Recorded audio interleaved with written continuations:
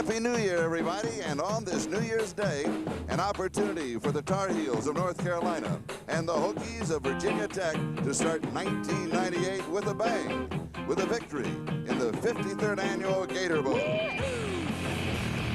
And on the Gator Bowl calendar, 1998 is the year of the defense. And today, it will be Carolina's hard-hitting, second-ranked defense that will set the tempo for the afternoon.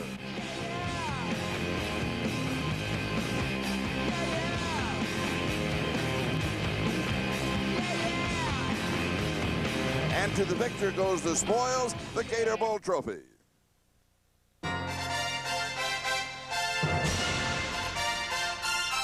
NBC Sports presents the 1998 Toyota Gator Bowl.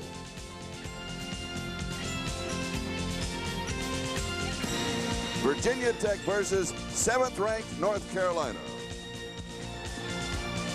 It is an absolutely gorgeous day here at the Gator Bowl, and we have a series that started in the last century, back in 1895. But the last meeting was in 1946, the 27th time that Carolina and Virginia Tech have met on a football field. And first, here is Virginia Tech.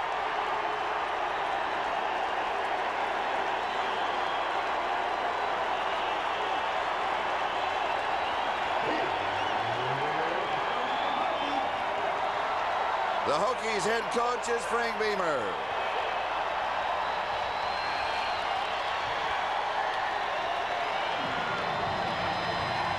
Carl Torbush is the head coach of Carolina.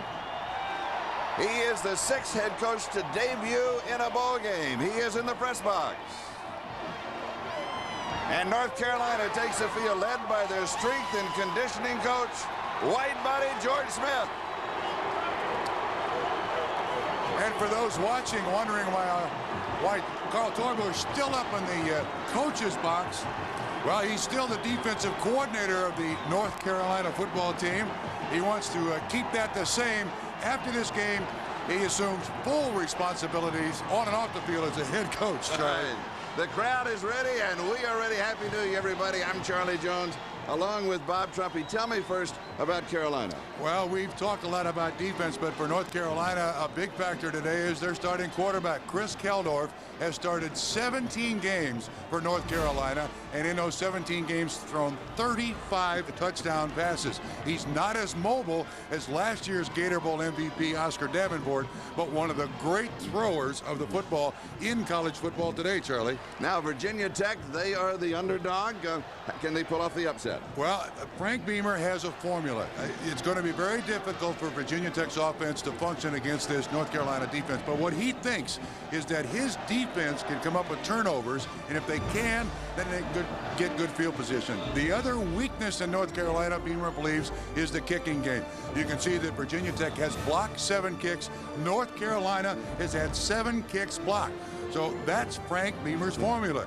Get turnovers, take advantage of North Carolina's kicking game. And now to add to this Gator Bowl story, let's go down to the sideline. Here's John Dockery. Thank you, Charlie. And of course, defense does dominate for North Carolina, and why not? Look at their personnel. 3 first-team consensus All-Americans, including 1 cornerback, Dre Bly, who has gotten that honor for the 2nd year in a row. And when you look at Bly, he has incredible statistics, 16 interceptions in the last 2 regular seasons, plus 2 more in last year's Gator Bowl victory over West Virginia. Now, Bly isn't the biggest cornerback you've ever seen. He's only 5'10", 190, and he does not have Darrell Green warp speed. But what he does have is the confidence and daring of a riverboat gambler and incredible hands. The soft hands of a second baseman to make that interception when others won't. Also, strong hands made more powerful by the use of the speed bag. Hands to dominate, control, intimidate, manipulate the wide receiver at the line of scrimmage in the Tar Heels bump and run coverage, something they do 90% of the time. So something special on display here at the Gator Bowl. Number 31 in blue. Happy New Year, guys. Happy New Year, John. We're glad that you are with us. It makes it a special game when John Dockery is on the sideline. The weather, I said it was nice. Now, the temperature is 46. It's warmer than that, though. It really is. The humidity is 58. The wind, there's a little bit of it, and the forecast is for sunny. Really a nice afternoon. Absolutely, yeah. The people who live here in Florida hate it. But for those of us who are not from Florida, come down here, we are very comfortable in this temperature. Frank Beamer, his 11th season at Virginia Tech. And in the press box, Carl Torbush, very comfortable in this role as head coach. Continues to be, as Bob pointed out, the defensive coordinator. Yeah, and Charlie, don't misunderstand what I said in the opening about he takes over as the head coach following this game. He will make the decisions on whether or not they go for it on 4th down. But there's been so much change for North Carolina when Mack Brown left that he thought staying in the coach's box would help the players a great deal more than being down on the field. North Carolina won the toss. They will defer to the second half, and that means that Ryan Schmitz is going to kick off, and the deep back on the return is Ike Charlton, the redshirt freshman from Orlando, and we are underway. And it is taken at the 2-yard line on the return out to the 15, 20. Oh, and hit high right on the shoulder pads at the 22-yard line. After a return of 21 yards, Brandon Spoon is the man who decked him. And Virginia Tech known for going with a no-huddle offense, but it's not a hurry-up offense. No, it's not. And you see Al Clark, he is the quarterback. He is the absolute trigger man. Yeah, they stay at the line of scrimmage. They'll eat up some time, but they want to lock in defensive personnel. And Al Clark is coming off a cartilage surgery on the 1st of December. And then he got the flu when he got down here in Jacksonville. So Frank Beamer is not really sure how healthy he is, and he starts from the shotgun. This is a... Are you surprised? Yes, I am surprised. Why? Although it's a good idea, I think, because somehow Virginia Tech has to loosen up this North Carolina defense. Give them a different look.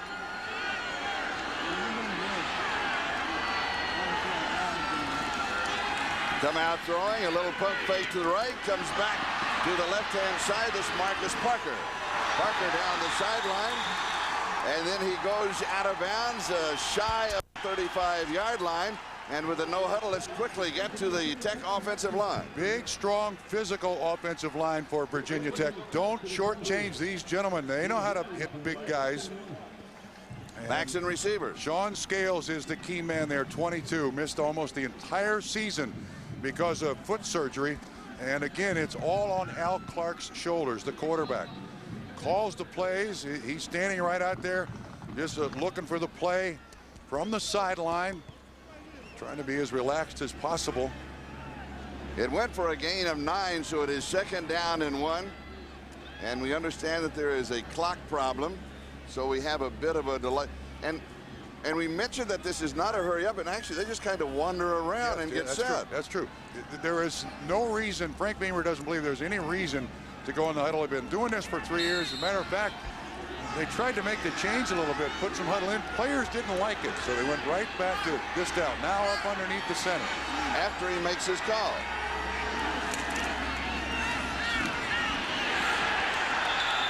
Ken Oxendine runs into that defense of Carolina. We mentioned that overall it is 2nd in the nation. It is really tough. Here's their front 4. There's the defensive line. Greg Ellis, he is the veteran up there and an All-American. This front 7, the 4 defensive linemen and linebackers, I think in combination, the best there is in college football. And then they have an All-American defensive back in Dre Bly. They are deep and they are good. A run defense that's allowed an average of only 78 yards a game. And running right into the heart of the defense, needing a yard, maybe a yard and a half. And we'll see where the mark is. Could be enough for the 1st down. This time it was Omar Brown who stopped Ken Oxendine. Give you a perfect example of just how tough this defense is against the run. And it is a 1st down. But they make it by inches. Charlie, the more you watch this North Carolina defense on tape and look at the way it functions, this is one of the most confident groups I think I've ever seen in my life. They don't care what you put up there against them. They are going to just beat you right in the forehead all day long. Ball game just underway. No score from the shotgun. An inside handoff to Oxendine. And again, the run defense does not yield much yardage. This time a gain of 1. It'll be 2nd down and 9. And that's exactly what we've been talking about. 209 yards a game, 77 rushing, just 13 points per game. And the best thing about this defense, Charlie, is that no matter what you design offensively against it, it has both the size and the speed to catch up with you. You try to run the perimeter, they have great speed at linebacker. You try to pound at them, they have huge size on their interior defensive line. Second and long, they show the I formation. And the give is to the first back through. Ball is loose. It's on the ground. North Carolina is into the end zone. Keith Newman picked up the ball. There is one official at the line of scrimmage saying that the ball was on the ground. But I frankly think he's guessing. Frank Beamer is pointing. Yeah, one official is saying the ball was on the ground. But I've seen no signal from anyone.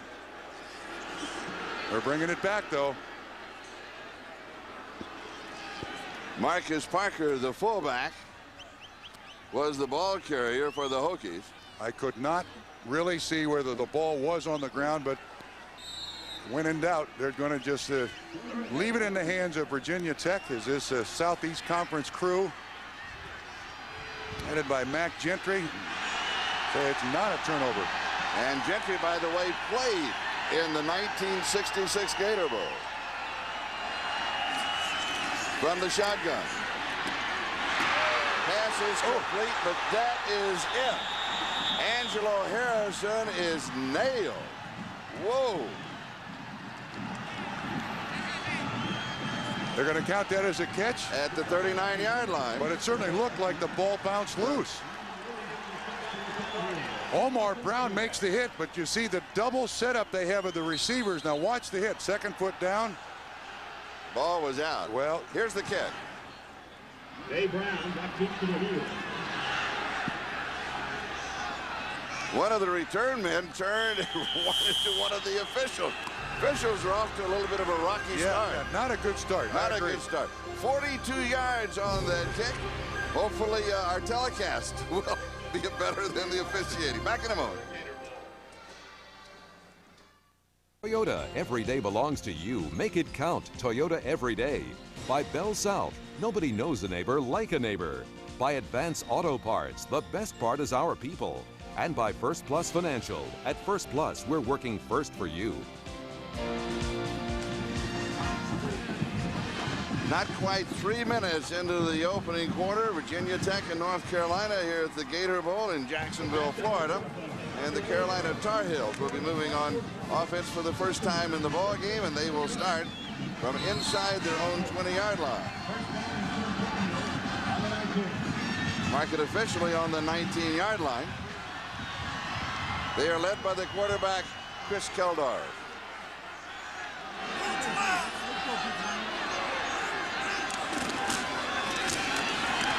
Keldorf again to the tailback, Jonathan Linton, and he is a major question mark. But first, let's take a look at the Carolina lineup.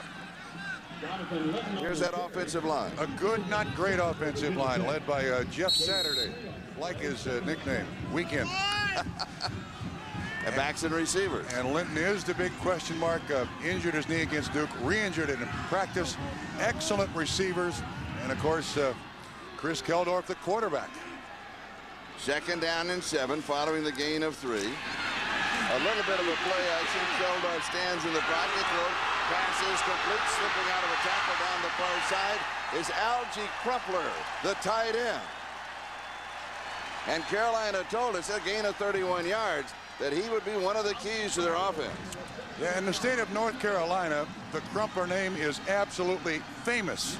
Of course, Carl Lester Jr. plays for the Seahawks.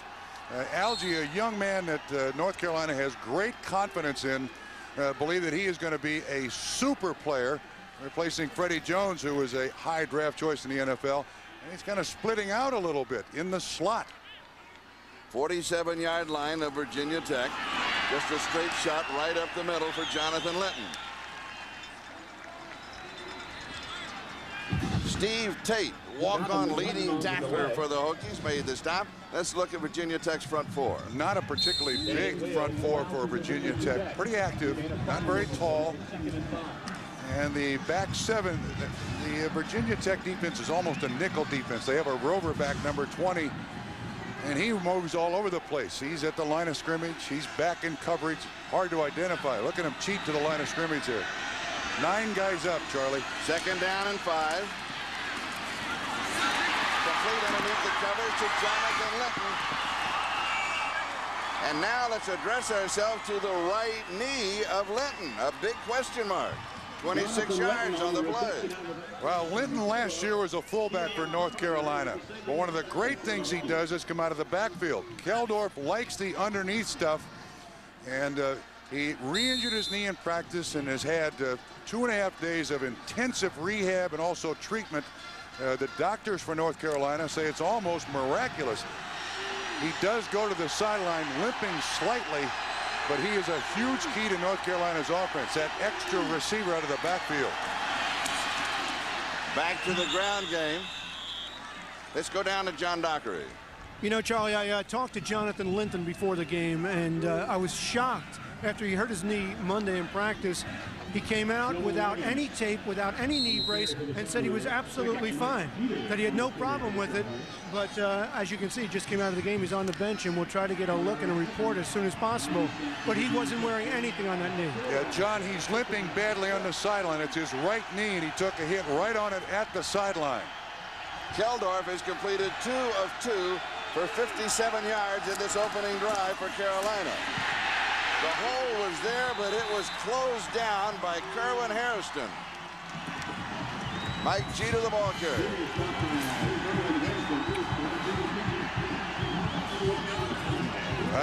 Linton is out. Gator is in, the backup. He's a little faster than Linton. As you can see inside the 20, North Carolina's been good, not great. There's Gator. 3rd down and 6. You look for Keldorf to throw.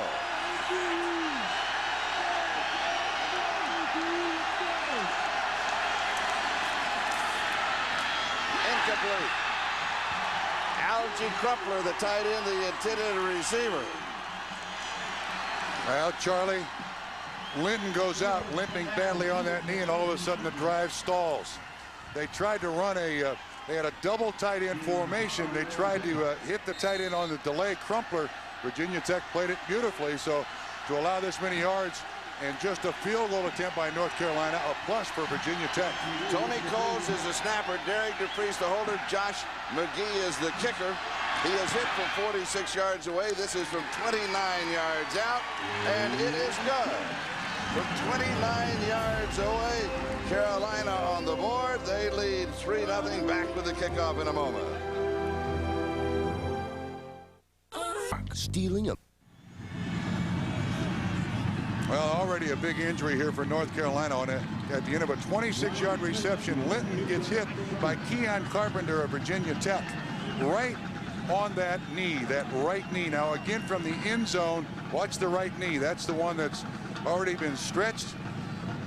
And you can see he leaves the field, goes to the sideline. Gator was his replacement. He's standing, he's up. I don't see any ice on his knee.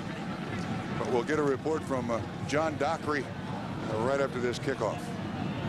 Josh McGee, 29-yard field goal. Carolina is up 3-0 as Schmitz will kick off to Ike Charlton. Pulls it in at the 3-yard line, out to the 10, 15. Hidden down around the 24, maybe the 25-yard line. 23 yards on the return. Brandon Spoon with a hit. Here's John Dockery. Thanks, Charlie. And Trump, your that right knee, Jonathan Linton, a senior in his last game, will not be denied. He bruised the knee. He's been jogging on the sidelines. He will return for North Carolina. Wow. Doc, this is amazing. You know, to recover from a sprain 3 days ago, and he's got nothing but treatment. He wants to be in there. Sometimes players are terrible patients, and really on game day they're awful patients, Charlie, and this may be one of those situations. Marcus Parker, the remaining back, he's the ball carrier. He's going to lose half a yard on the play. Brian Simmons was there to wrap him up, and the defense of the Carolina Tar Heels living up to all of the notices. Charlie, if you watch the line of scrimmage, there's just no place for anybody to run against this North Carolina defense. All of these guys take the right angle. They are on the shoulder.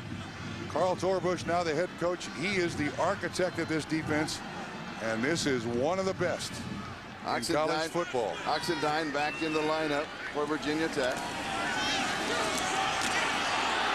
He's the ball carrier, and he'll lose a yard. That's Bonnie Holiday on the tackle.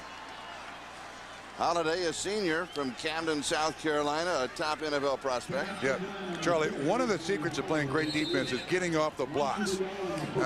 You see Holiday right on the nose, and watch him. He takes the hit. He's double teamed. He gets through the double team, and he is right there to make the tackle. This defensive line gets off blocks better than any defensive line I have seen. Virginia Tech has rushed 6 times in the ball game for a total of 1 yard. Al Clark, under a tremendous amount of pressure, didn't even have time to look downfield, scrambled out near the 30-yard line. The defense of Carolina dominating the ball game thus far. This time it was Mike Pringley. Jimmy Kibble will kick. And Charlie, you saw Frank Beamer on the sideline. His formula for success to this point not working. Kibble kicking into a strong wind. Nay Brown is the return man. Carolina should have excellent field position. Almost blocked. Whoa! And the wind will catch it at the 35-yard line. It'll be down around the 36 or the 37-yard line. 35 yards on the kick. Ryan Smith made the down. Back in a moment.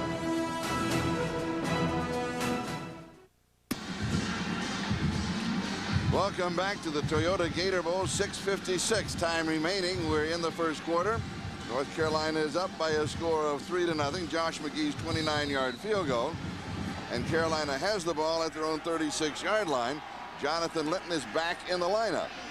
He's number 27. And Linton is the ball carrier. He pushes forward for 2, maybe 3 on the play. Jonathan Linton gets a couple. Jamel Smith with the tackle for Virginia Tech. Gained 1,000 yards this season for North Carolina, and last year he was a fullback weighing 245 pounds. Has lost 15 pounds, and last year in preparation for this, the Gator Bowl, he started to make the transition to the tailback for North Carolina and has made it beautifully. 2nd down and 8. Play action fake to Linton down the sideline behind the secondary. It is there. Barnes has it into the end zone. 62 yards. Octavius Barnes, the senior from Wilson, North Carolina. Only his 22nd catch of the year, and it's his 6th touchdown. Charlie, that was a sensational throw by Keldorf. The right arc on the ball allowed Barnes to run underneath it. Well, Frank Beamer had hoped that his defense would not give up big plays. They've already given up 3, 2 in the first drive, and then this one for the score. Josh McGee to attempt a point after.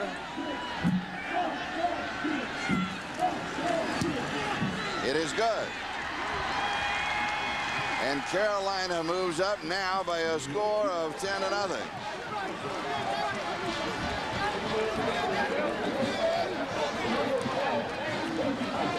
Good play action fake by North Carolina. And with Virginia Tech's defense, you see the safety back there on the left. He kind of hesitates. That's all it takes for Barnes to get by. And again, Lauren Johnson is the cornerback in coverage. Barnes doesn't run much of a pattern. He gets inside the bump and run and then just accelerates away. 20 Prelo is supposed to be there to help on the inside, but he was more committed to stopping the run. Good play action fake. Open Barnes up for the easy score.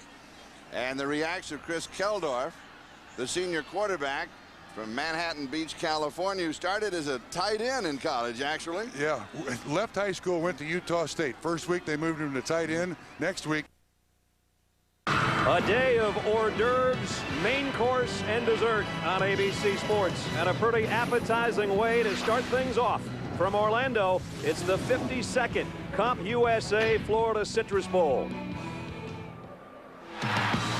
Joe Paterno is Penn State, a living coaching legend. Steve Spurrier's a sideline legend in the making. Two coaches whose mutual respect is topped only by their on-field success.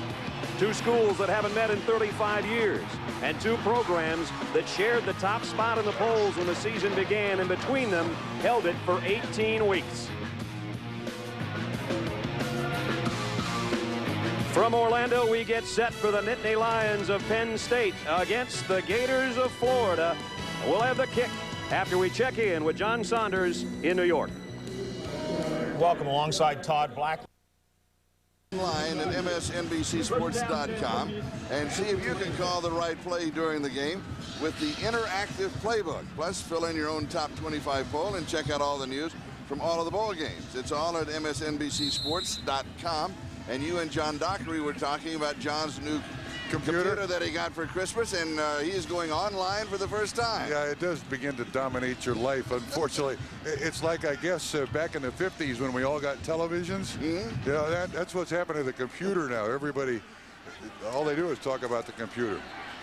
This offense needs something, and something now from Al Clark. Pegues and Hawkins are the two running backs from the shotgun. A play-action fake.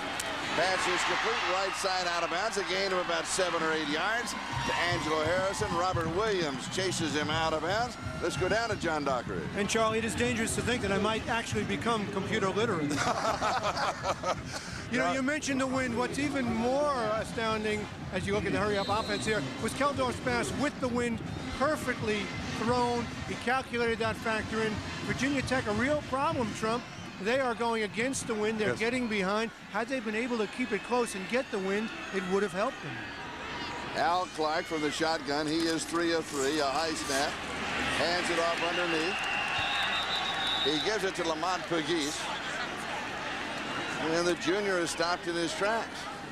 You cannot run against Carolina. Pegues' first 2 years played at Clemson. Now watch this defensive line. Fights through the double team.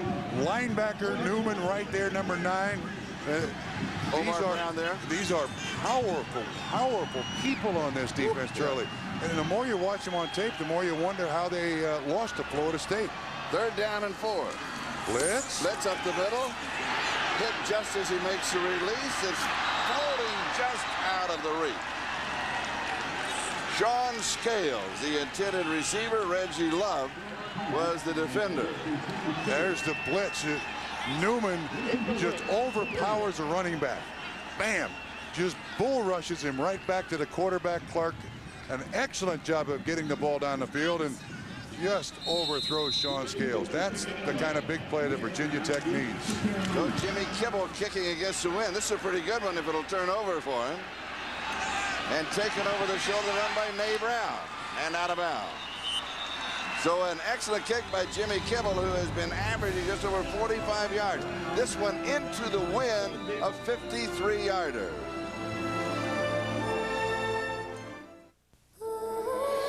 Mother's me. 4:54, that's the time remaining in the first quarter, and Carolina is up by a score of 10-0 over Virginia Tech. This will be their 3rd offensive possession, and the first 2 a field goal and a touchdown. Not a bad start. Not a bad start at all for North Carolina. Linton again is the tailback. Quick out to the right flat.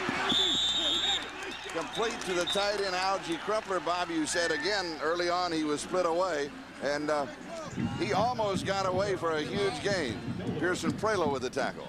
Speaking of big plays, there might be a guy on the North Carolina sideline that's most important, and that is Philip Dees. He is the guy who is signaling the plays in from the sideline. Now, that used to be Cleve Bryant's job, the receiver coach, but he's already gone to Texas.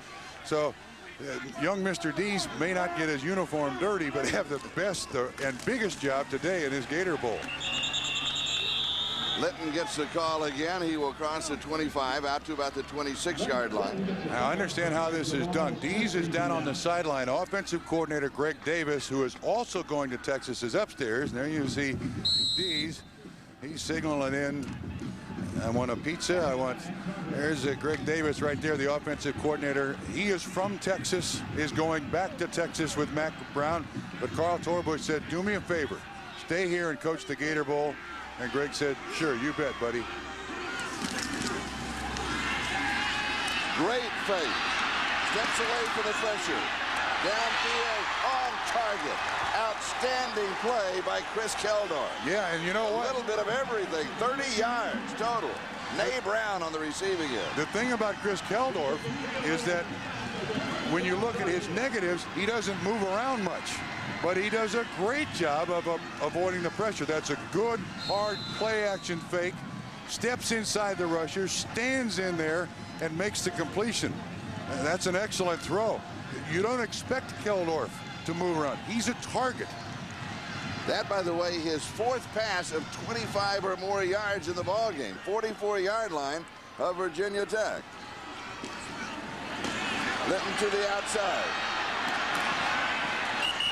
Has a little bit of the corner.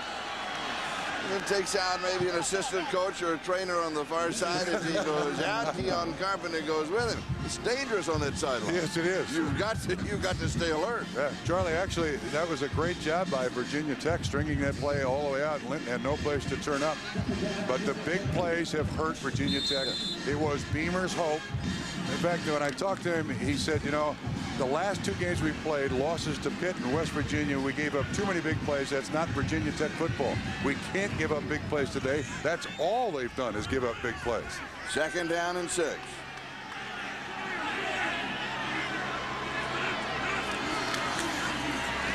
Keldorf signal right, came out looking right, and he's just throwing it away. Yeah, well, what's happened, Charlie, is that Virginia Tech's defense, which is known as 8 men up and man-to-man coverage, press over to the place, drop back in a zone. And Keldorf is trying to hit either the tight end on the drag or the wide receiver on the slant, and they drop back. You're looking at Bud Foster, the defensive coordinator, and so many big plays to this point, he's already changed his attitude.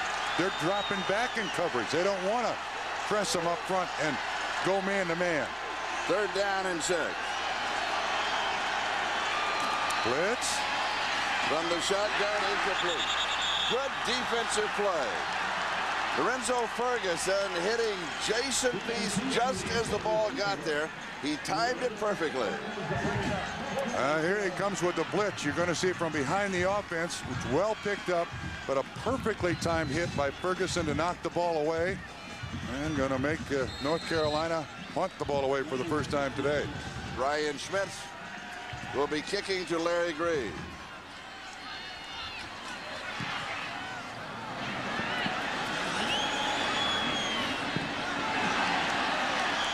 Did not take the bounce that Carolina wanted. 40 yards and into the end zone for the touchback.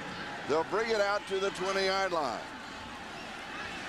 2:49, that is the time remaining in the first quarter, dominated thus far by Carolina as they are on top by a score of 10-0. And they are on the sideline.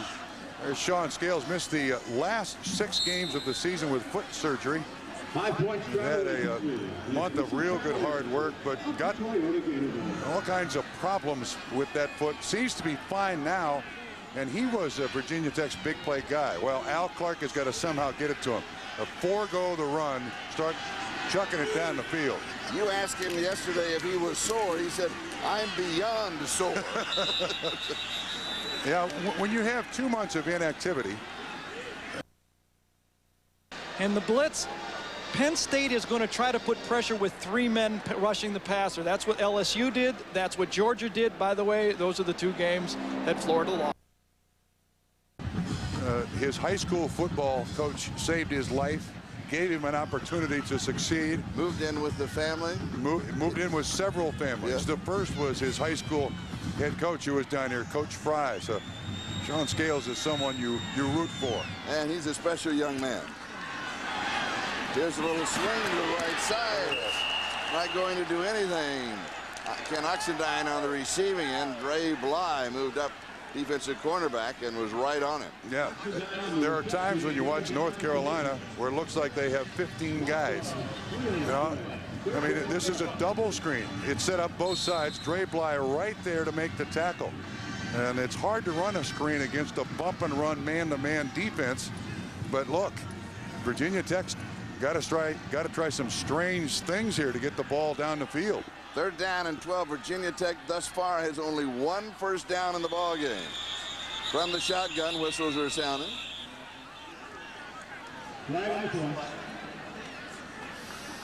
Thus far, the story of the game, the Carolina defense and the Tar Heels' big play offense. That's exactly right.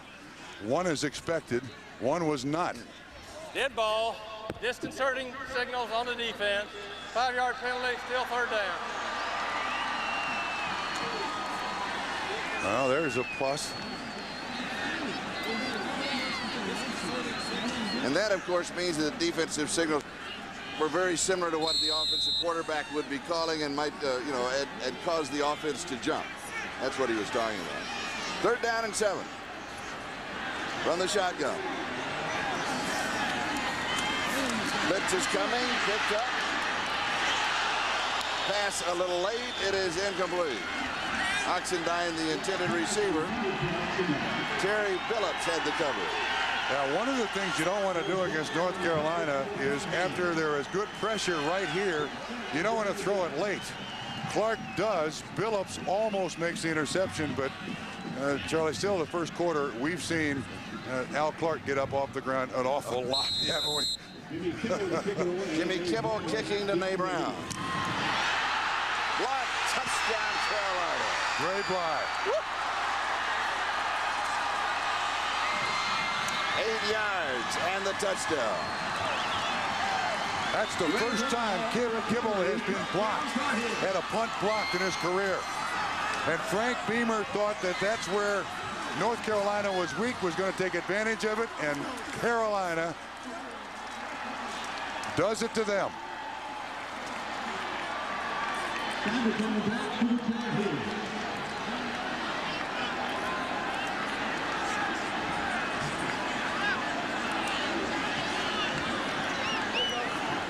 Quentin Savage.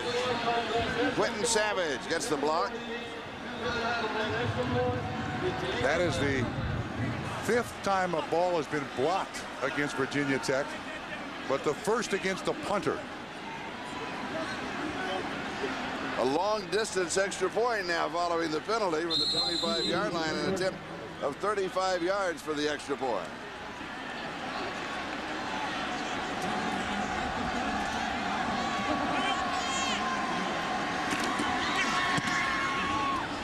It is bending right. It is no good.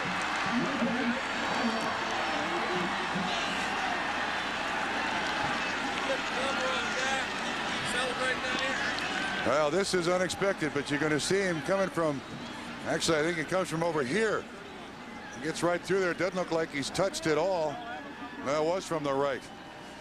I got the camera turned upside down, but it bounces right in the hands of the 2-time consensus All-American Dre Bly, and a defensive score by North Carolina. Quentin Savage with the block. Dre Bly with the touchdown. Carolina leads now 16-0.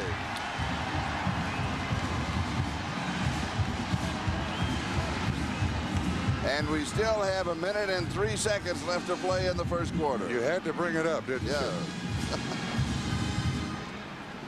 Carolina has 16 points. Virginia Tech has 1 first down.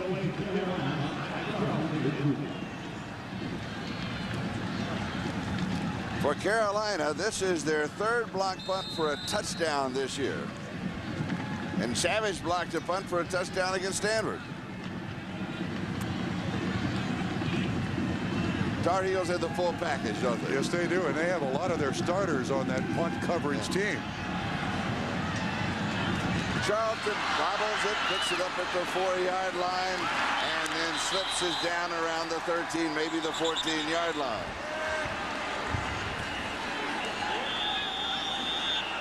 North Carolina has been a slow starter this whole season. That doesn't apply in the year 1998. Yeah, all season they've gotten 16 points in the first quarter. Today, there's 53 seconds left. They have 16 points in the first quarter, but look at the way they accelerate. 86 in the second, 95 in the third, and 109 in the fourth. And you got those points with a defense like North Carolina has. Again, how did Florida State beat these guys? And you mention that again because those that don't follow college football, except maybe on January 1st, that's the only loss they had all season long. The record is 10-1. Ken Oxendine, who will be going to the Hula Bowl, is stopped by Kay Mays. First 4 possession, 3 punts, 1 blocked, 29 total yards, 1 first down. I mean, you know, Frank Beamer knew that he was going to have problems with North Carolina, but he didn't want to create any more situations for North Carolina for any kind of momentum. And a blocked punt for a touchdown is definitely momentum. Ken Oxendine, who rushed for 904 yards on the season, that's a 98-yard average, has been held at just 2 yards thus far in the ball game. Takes and then is swarmed under at the 6-yard line. And they had a receiver going across the middle open. Greg Ellis there along with several others. But just as Al Clark gets the ball up and ready to throw it, everything caves in on him. Ellis and Kay Mays. We take the countdown. That is the end of the first quarter. Carolina leads it 16-0. Only first-team Big Ten member that is here, with Curtis Enis having been suspended, so he's a first-teamer. Shafi Fields now has to pick up the slack with Jurevicius out. He's dangerous on end-arounds as well. McCreary, the quarterback, Eberle, Anthony Cleary in the backfield. They'll rotate tailbacks throughout the day today. First down, Penn State from its own 32-yard line.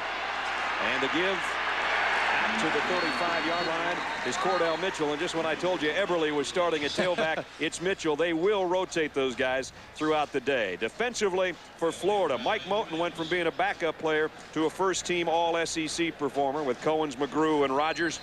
Johnny Rutledge is a leading tackler on this team with Dwayne Thomas and Javon Curse. In the secondary, it's a good one, even though they had to retool this year. Fred Weary's an All-American. 6 interceptions back there with Williams, Harris, and George. Second down, 7, Penn State. McCreary loads it and goes to Scioli, who had his hands on it but dropped it. Cigarette gum to help control my cravings. It's not like the past. With Bob Trumpy and John Dockery as we start the year 1998 at the Gator Bowl, and it's been a great start for Carolina. And not for Frank Beamer. -1 yards rushing, 16 total, 1 first down. This is a powerful rushing team under most circumstances against most defenses. You can see that Virginia Tech came in averaging 215 yards per game. -1 to this point. Third down and 16. Fumble. There's a sack, a fumble. It is recovered in the end zone for a touchdown for Carolina. And the Tar Heels just keep adding up the scoring machine. Greg Ellis recovers the fumble with the touchdown. We talked to him yesterday. He said he loves the swim move. Well, right now, the Carolina is swimming all over Virginia Tech. Brian Simmons was right in the middle of it that knocked it away. Yeah, Virginia Tech is, they're sinking. Yeah, you're right. You know, I saw Carl Torbush there. Picture he was up in the coach's box. He may never come out of there. There he is right there. You know, this team. It's working. Yeah, this team functions pretty good when I'm up here. My goodness, an overwhelming defense shown here by North Carolina on Al Clark. He had no chance whatsoever. Charlie, again, pressure comes from a lot of different places. Here's Ellis over here, but you're going to see everybody right there on Al Clark. You come right up. Man, it came right through there. It was Simmons, who knocked the ball away, and Ellis with the recovery. Here's Ellis. He's standing up on the outside and occupying the offensive tackle. Almost looked like a zone blitz, but Brian Simmons on the blitz, and Ellis makes the recovery for the score. 2 defensive touchdowns now for North Carolina, and Beamer's thinking, oh man, I'm going to the wing tee next year. And remember, Carolina missed 1 extra point. And it looks like they may be flirting with the idea of going for 2 here. Yeah, it does look like they've sent their offense on. Yeah, there's Keldorf.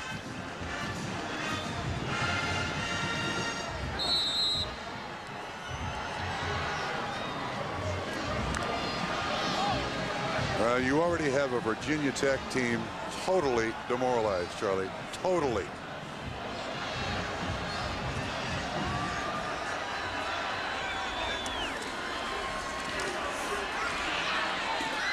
It is incomplete.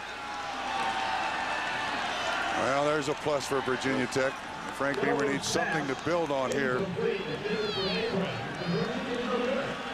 And so the score remains Carolina 22 and Virginia Tech nothing, with 14:53 left to go in the first half. Saturday, the NFL first quarter.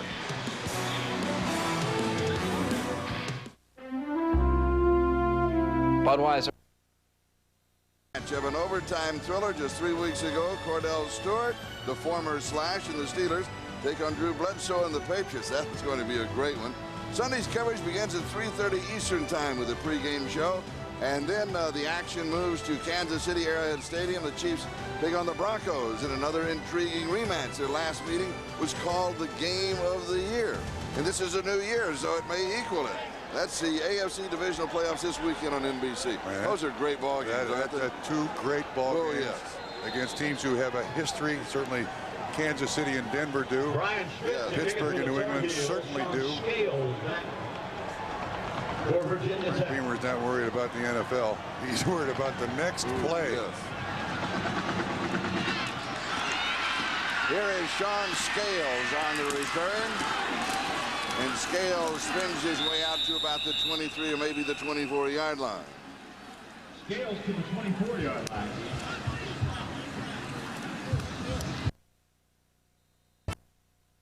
Boone with a tackle for Carolina. Scales a little slow getting up, but Cedric Hodge also there. You can see the mistakes by Virginia Tech that have resulted in 14 of the 22 points scored by North Carolina. The block punt and the sack and fumble recovery in the end zone. Offense 10 points, defense 6, special teams 6. That's all. That's the only way you can score. You got 3. You got 3 ways. That's it. That's it. The ball at the 24-yard line. Al Clark scrambles out for a few yards. Eckenbon making the tackle. And again, another display of great speed for a big guy. Eckenbon is 275. Al Clark tries to scramble a little bit, comes back in to make the tackle. And the at the line of scrimmage offense continues. Hand signals to the receiver.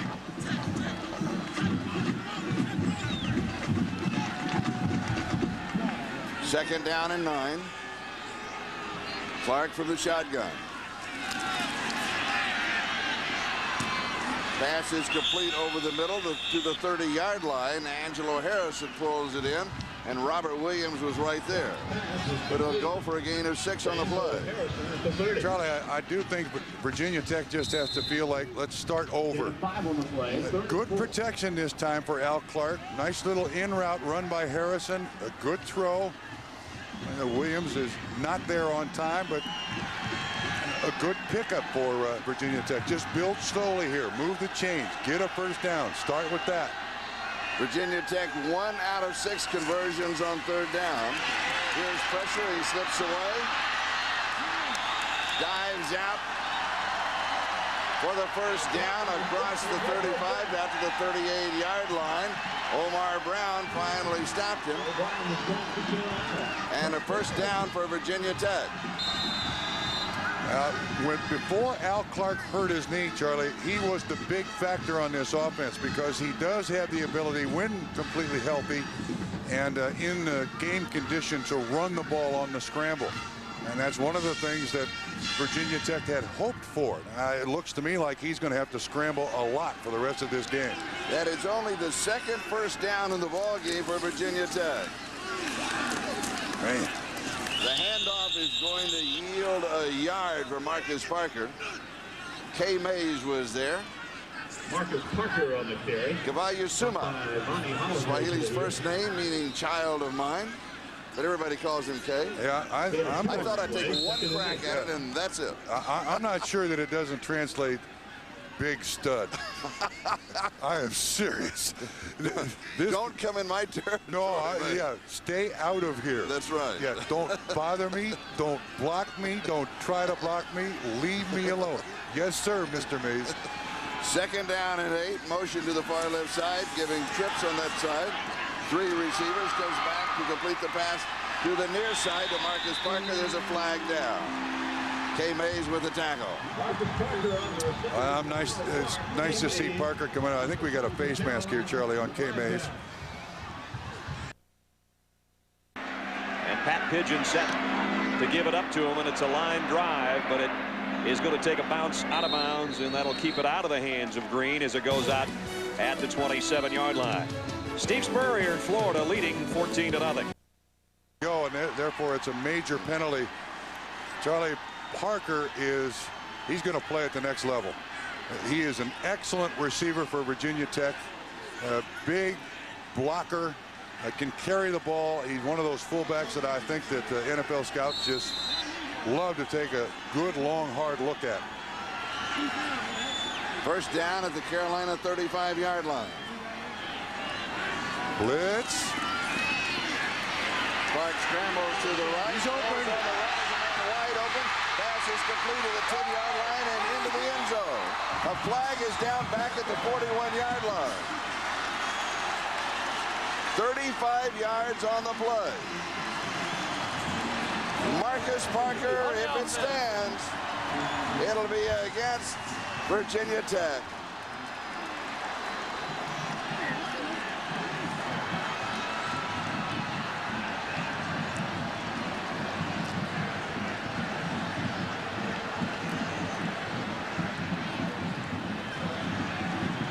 What a costly mistake.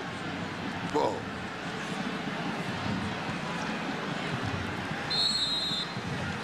Well, they got the player open. A good job of scrambling, but the hold.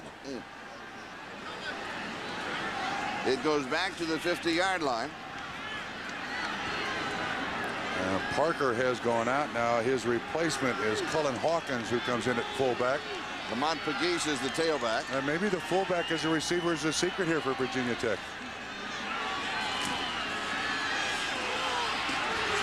Inside handoff to Pegues. Pegues only has 2 receptions on the year. Hawkins, his running mate right now, has 4. While Marcus Parker is the leading receiver for Virginia Tech with 20 during the regular season. Pegues is the fastest of the running backs that Virginia Tech has. So what they're trying to do here, I believe, one, give those 2 starters a little bit of a rest. 2, break a little speed here against North Carolina. See if Pegues can get up through there. Gain of 5, second down and 20. Clark's pass is incomplete downfield to Angelo Harris, and he was picked up by Greg Williams. It's been a struggle for Virginia Tech, you know. Nothing has worked. It's a great rushing offense. And generally, from behind the offense, watch the way the defense deploys. Good coverage all over the place. Pressure late. Clark couldn't really concentrate on the receiver, Harrison, to make the completion. And it goes right into the ground. Third down and 20. Carolina leading by a score of 22-0. We're in the second quarter.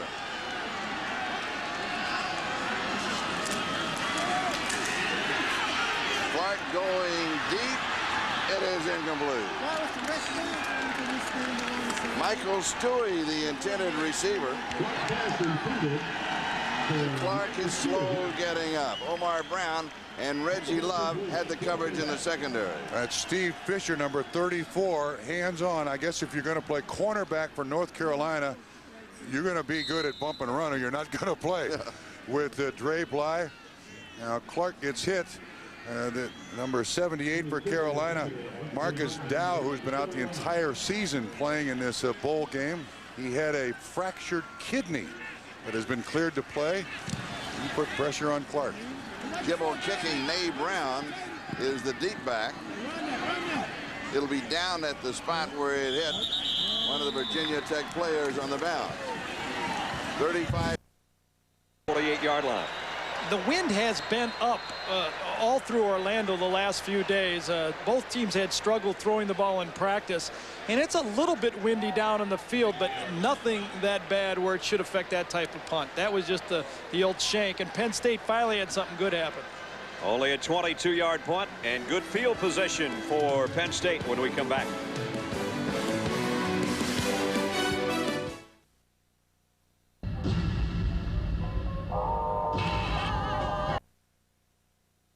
What does this mean for Washington State, Michigan later today in the Rose Bowl? Well, Big Ten troubles, Pac-10 soaring. What do you think? I think so. I think that Washington State has a psychological edge going into the Rose Bowl game. They come in as an underdog. They're going to come in loose. Michigan has a lot of pressure on themselves. They have a Heisman Trophy winner, national championship on the line. Michigan historically has not played real well in the Rose Bowl, so I think Washington State's going to beat them. And I wouldn't be surprised if I were a Washington State football player earlier in the game. I know they don't talk a lot of smack out there, but I'd go up to somebody in Michigan and say, hey, don't worry about it. Big Ten just weak this year. We'll take care of you, pal. You're going to get beat good. Well, I think that the Heisman will be a distraction for the University of Michigan, but they still have 6 great defensive backs. They have a great defense. They're used to winning, and they understand what the game's all about. They'll play awful well. Whether it's good enough, we'll find out. All right, guys, we have UCLA, Texas A&M coming up next. We'll be here at halftime. Coming up again, the Southwestern Bell Cotton Bowl Classic. After this message, enjoy the game right here on CBS.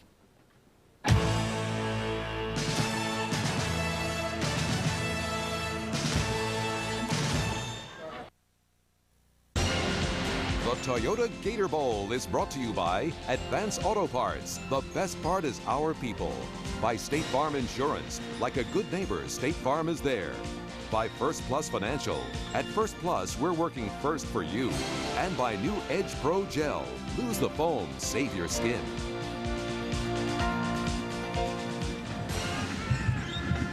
Ten minutes and 40 seconds. That is the time remaining in the second quarter at the Toyota Gator Bowl here in Jacksonville, Florida. The temperature a bit on the cool side, but the sun is shining, the wind is blowing, and if you're in the shade, it's cold. If you're in the sun, it's warm. Well, Virginia Tech is in the shade. You understand what I'm saying? You're right. To this point, trailing 22-0, Virginia Tech is in the shade. I don't care what's showing on Beamer's face. They're in the shade. Chris Keldorf, Carolina's quarterback, has completed 5 of 8 for 162 yards and a touchdown, and all 5 of his completions thus far have been for first downs. Here's Jonathan Linton. Linton, we've talked about the knee injury that he is playing with. Well, Chris Keldorf, the quarterback last year, Ike Charlton with that last tackle. The other drug to get. And he was, the quarterback was Oscar Davenport. This 2 of their backups were. Both suffered broken ankles, too. Well, I don't know what's going on here. Second down and 1 at the 20. Here is Linton again, and he'll pick up the first down at the 24-yard line as we go down to John Dockery. Thank you, Charlie. And I'm with Oscar Davenport. Oscar, last year was Keldorf standing here, broken ankle. This year it's you standing here, broken ankle. It's kind of an ironic twist. Yeah. No pun intended. It's a strange situation, but you know, now it's Chris' opportunity, and I think he's going to do just as well as I did last year and come out, you know what I'm saying, with the Gator Bowl MVP because he's playing well today. He certainly is. Now, you hurt the ankle. Let's let this play run, and then I want to talk a little about the injury. Turn, little play action fake. Pass is complete on the near side to Octavius Barnes, who has scored a touchdown in the ball game, and back to John Dockery. Thank you, Charlie. And the injury was against Florida State. What happened? Well, I mean, Florida State, they were putting on a lot of pressure on the whole game, and just so happened we tried to run a naked and tried to get outside, but Florida State had a lot of speed and just a strange accident, and I ended up, you know, breaking my fibula. But I've been going through rehab, and I'll be back next year. Now you have a year of eligibility, so you will be the man next year. Obviously, Chris graduates. Yes, sir. Yes, sir. And it's all going to come in time, and I'm really looking forward to it. Now today, last year when I spoke to Chris at this time, he talked about helping you before the game. It was your first start, during the game, and so on. Have you been able to help him today? Yeah, I mean, I've pretty much just been there, you know what I'm saying, through preparation. Chris had a great week of bowl practice, and I knew he would do well today, and what he's showing, he can do the job. So, I mean, it's going to be a great game, and the guys, I think they're trying to show everybody that we deserve more respect. We're going to watch this play, and it's a running play up the middle to Linton. Boy, he's come back from that knee. Amazing. I want to ask you, obviously a big change. Mack Brown leaves, and Carl Torbush takes over. What has that been like for you personally and for the team? It was a scary feeling at first because we didn't know who would come in and be the head coach, but since Coach Torbush and he's within the family, it makes everybody feel a lot more comfortable, and that's why I feel like there haven't been any let-offs since Mack Brown's left. You know, I think the guys, you know, they kind of like took care of Coach Torbush and let him know, you know, you're the new head coach and we're going to do our best to get you wins. I understand a lot of guys lobbied for him to be the head coach. Here's a pass play by Keldorf. Charlie, yours? Keldorf goes deep. Pass is no. Incomplete. He was going to Octavius Brown. It's incomplete. Okay, Doc. And Oscar, one other thing. I know an injury is never that good. Is there anything, a silver lining in this? I understand that you and Chris got even closer after your injury. Could you share that with us? Yeah, I mean, Chris, he helped me through the whole process because, you know, he's been through it and stuff. He didn't even let me stay at his place, you know. I like to just, you know, first of all, just say thanks to him, you know, because he helped me out a lot. And the guys on the team, we all a family, so they don't push me through the process. And everything's going to show up in the long run. Well, good luck. Get well. Get that ankle okay. Thank you, Oscar. Thank you. Charlie? John, I want to ask you a question after this play of how do you figure into all of this? Just a moment. Yes. All right, don't go away. Second down. Keldorf, little swing into the right flat. Wait, oh! Linton just a step away. Now, the reason I say this time last year, you were interviewing Chris Keldorf. So you alternate with the ankle injuries, and when we saw Keldorf yesterday, the first thing he said, "Hi, John. We interviewed last year." He was a little happier this year to be on the field than not on the sidelines with that ankle. You think that somehow I'm kind of have a problem with players that you interview and something happens to them?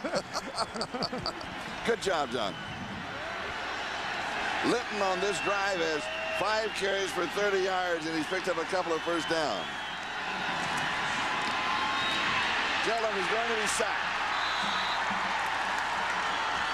A spark for Virginia Tech. Perfect day for football here for the 52nd Comp USA Florida Citrus Bowl.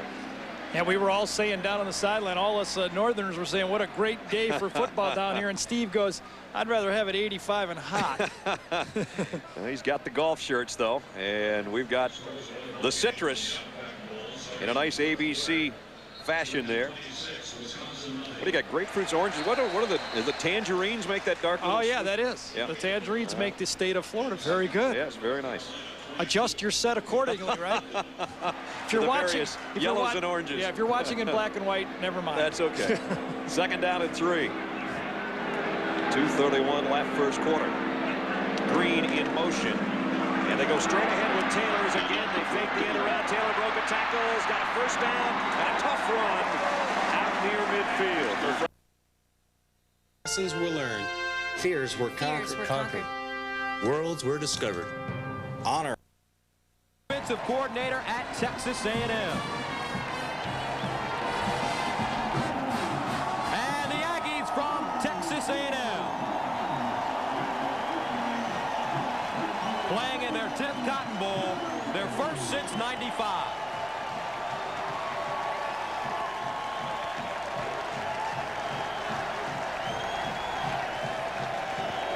Well, today both teams have specific goals in mind. For Texas A&M, the underdog, they've got to win the turnover battle. And that means they're the number 3 team in the country, and they've got to keep that elevated today. And secondly, when they get the chance to score touchdowns, they've got to, especially in the red zone. They cannot settle for field goals. On the other hand, UCLA, well, they're favored today. They've got to run the football inside the tackles to negate A&M's great team speed on defense. And secondly, they cannot surrender big plays.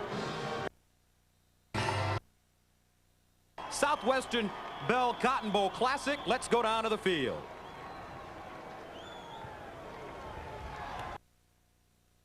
Not only that, that ball had some rocket jet to it, too. A little too much on it, Woo. maybe. Now, I mean, you didn't put a lot of air on this thing either. This thing was a rocket about 50 yards in the air. Green says, I got it, I got it. Oh, my, just off the edge. And as any quarterback coach will tell you, if you're still consolidate bills, make home improvements, or even... This is St. Augustine, Florida, the oldest city in the United States, and the players from Carolina and Virginia Tech had a chance to visit some history while they were here at the Gator Bowl. And over Christmas, I was reading a book of lists of top 10, and it had the top 10 oldest cities in the United States, and you'll never guess what ranked number 2, the second oldest city. In the United States? In the United States. How much time do I have? The rest of the game. Okay. Here's the game, a quick game summary. Clark, 6 of 10, 32 yards, 7 rushes, 5 for Oxen, 9. Total offense thus far only 40 yards. Starting now, Virginia Tech at their own 12-yard line. And with that speed, Lamont Pegues in a nice hole up the middle. He picks up the first down near the 25-yard line. A gain of 12. Mike Pringley and Brian Simmons on the tackle. Good play. Yeah, good job by the offensive line of Virginia Tech here. They get some separation. They get some push. They get some guys out of the middle. And Pegues, again, with that speed, pops up through there. Newman 9 finally gets him, knocks him down. Longest running play of the day to this point by Virginia Tech. And again, something to build on, piece by piece, to get Virginia Tech back in the game. Pegues now the tailback. He gets the call again. Helmet to helmet, spins forward for a couple of yards on the play. Kay Mays with the tackle, the middle linebacker. Now we have talked about how good this North Carolina defense is because their corners are able to play bump and run. North Carolina can commit 8, sometimes 9 guys inside to stop the run. That's why it's so difficult for Virginia Tech to consistently get the ball up the field running the ball. See the bump and run here and here. All the guys inside. There's 7 guys right there at the line of scrimmage. Pegues again, the hole this time to the left side. And he's out across the 30 to the 31-yard line. They've gone back to that ground attack. Brandon Spoon with the tackle. And the key to that offensive line is Gennaro DiNapoli, or the G-Man, as everybody calls him on the team. What do you call this game? A money game? Yes. Going to try to impress the pro scouts. Yep. Going to the combine. He's also going to play an East-West Shrine game. He says this is the money game, but so far Carolina has wrapped up the vault. Yeah, he's. Good job, O-line. Good job.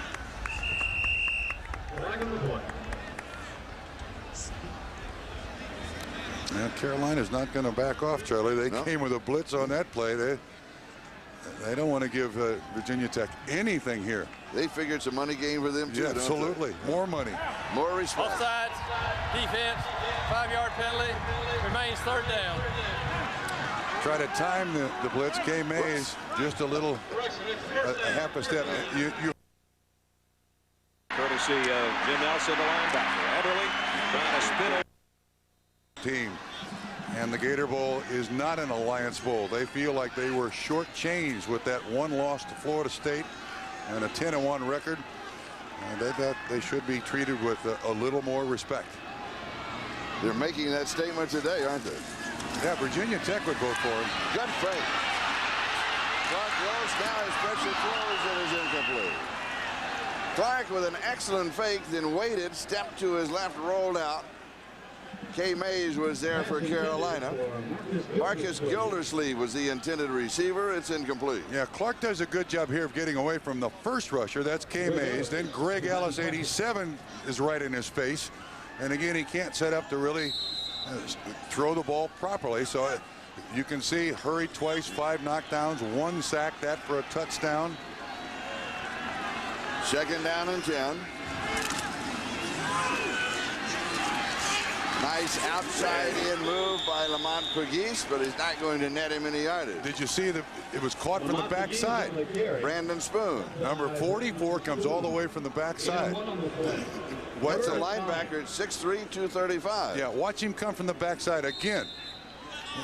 It's rare to find this many players on one team that have size and speed.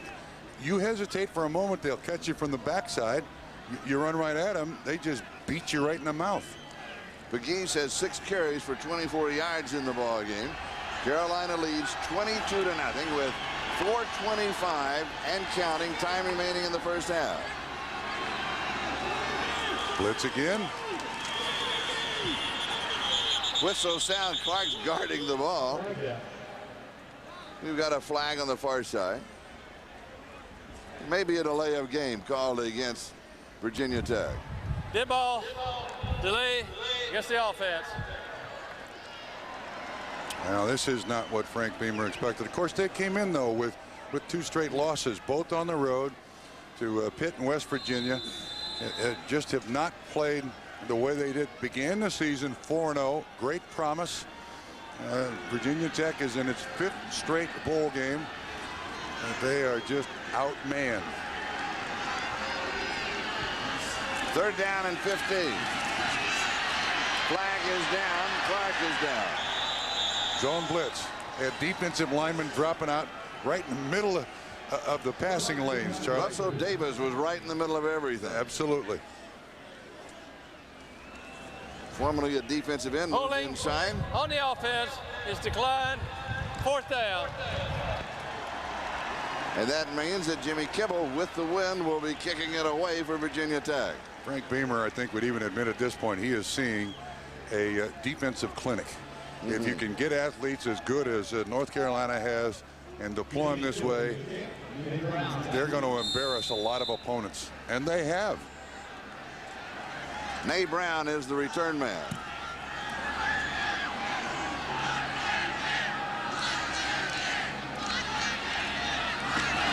Pressure partially blocked. It is caught downfield by one of the upbacks. Reggie Love catches it. Yes, he does. 24 yards on the kick. It was Dre Bly who got a piece of it. A second kick blocked. He's going to come right up the middle. And then Reggie Love, number 24, catches it on the fly. Again, a great defensive or special teams play. Sure. A piece of the football on the block. Has scored a touchdown this year. Has 5 interceptions on the season. 16 career interceptions. Yeah, 16 career interceptions in 22 games. That's regular season games. And twice a consensus All-American. Yeah, like Charles Woodson of Michigan, it's rare that you find a cornerback who has such an impact on a game.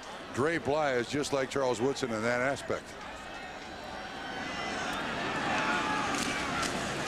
Keller from the shotgun hands to Litton, and Litton goes around the left corner. Chris Keldorf, the quarterback, making his statement today with big plays. Again, just his 18th start. This a nice throw to Linton, then down the field for the touchdown. Beautifully thrown, as John Dockery said earlier, with the wind, put the right arc on it. A nice scramble here to avoid the rush, makes the completion to Nay Brown. Keldorf has played beautifully in his first half. Of course, he's had a lot of support with 2 scores by the defense, or 1 by special teams and 1 by the defense. And he told us that his dad was an option quarterback at Air Force. Incomplete. Going to the tight end, Algie Crumpler. That's a little bit off target. I thought he had it there for a moment. But that may be the toughest throw that a quarterback has. Why? Well, Why because the receiver is running dead away from him. Here he is right here, right straight away. Throws it over the wrong shoulder, or Crumpler looks over the wrong shoulder, whichever it is. Actually, it wasn't that far off. 6'5", 227. Charlie, he looked a lot bigger than 6'5", 227, didn't he? You're right. And you mentioned earlier, 35 career touchdown passes coming into the Gator Bowl. Carolina, if they won Achilles for the Tar Heels, they are 0 for 3 on 3rd down. Well, you can forget about that. And his tight end, Algie Crumpler. Mel Smith with the tackle. You know, for Kildorf's size, you expect a guy like this to have a big, strong arm. But he said, when I asked him, what's your strength? And he said, actually, pre-snap read, and I'm best short and medium. Watch a lot of tape. This is a West Coast style of offense. You're always looking for the outlet receiver. You go where the defense sends you in its coverage. And he said, I read defenses very well. I don't make a lot of big mistakes. Inside handoff to Jonathan Linton. Keon Carpenter with the tackle. And Charlie, one other comment on Chris Kildorf. We'll have more before the day's out, but I believe he's an unknown quantity to NFL scouts. He just has he was not an unknown quantity to college scouts. That's true. You're right. From Manhattan Beach, California, played more basketball. And a couple of JCs. But he's one of those quarterbacks who is an unknown quantity to pro scouts. Wants a chance in the pros, but showing himself well here today. Here comes the blitz. Rolls away from it. Throws back. Incomplete. Kind of hung that one out. Nay Brown, the intended receiver. That was taking a chance. Yeah, Summers at the coverage. He's down. Did he get somebody hit him in the shin? It looked like. Yeah, tried to hit him high. Yeah, not a good choice here by Kildorf. No.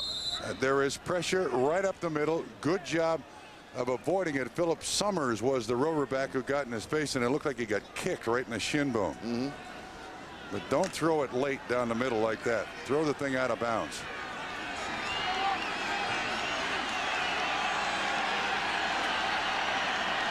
Third down and 8. Incomplete. Jason Peace, the intended receiver, broken up by Jamel Smith. And Charlie, I got the feeling that Jason Peace didn't even look back. He's in the slot. See, he's not even looking. You're right. He sees the linebacker coming from the inside. Kildorf threw it to the right spot. And on fourth down, they're going to go for it. Fourth down and 8. Yeah, Carl Torbush does not want to rub it in here. You know, that's why he's going for it on fourth down. He could try a field goal here. It'd be 47 yards. He doesn't want to show up Frank Beamer and Virginia Tech. Josh McGee is hit from 46. Makes no sense to punt when you're this far down. Sure, so I think this is a nice touch by Carl Torbush. And we have a timeout. We'll be back in a moment. The problem with most home equity lenders is no equity means no loan. That's because they only let you borrow up to 80% of the value of your home. But at First Plus, you can borrow up to 125% of the value of your home. So even with no equity, you can still consolidate bills, make home improvements, or even get some extra cash. Just call 1-800-510-PLUS. You'll get an answer before you hang up. First Plus, no equity is no problem. So call 1-800-510-PLUS.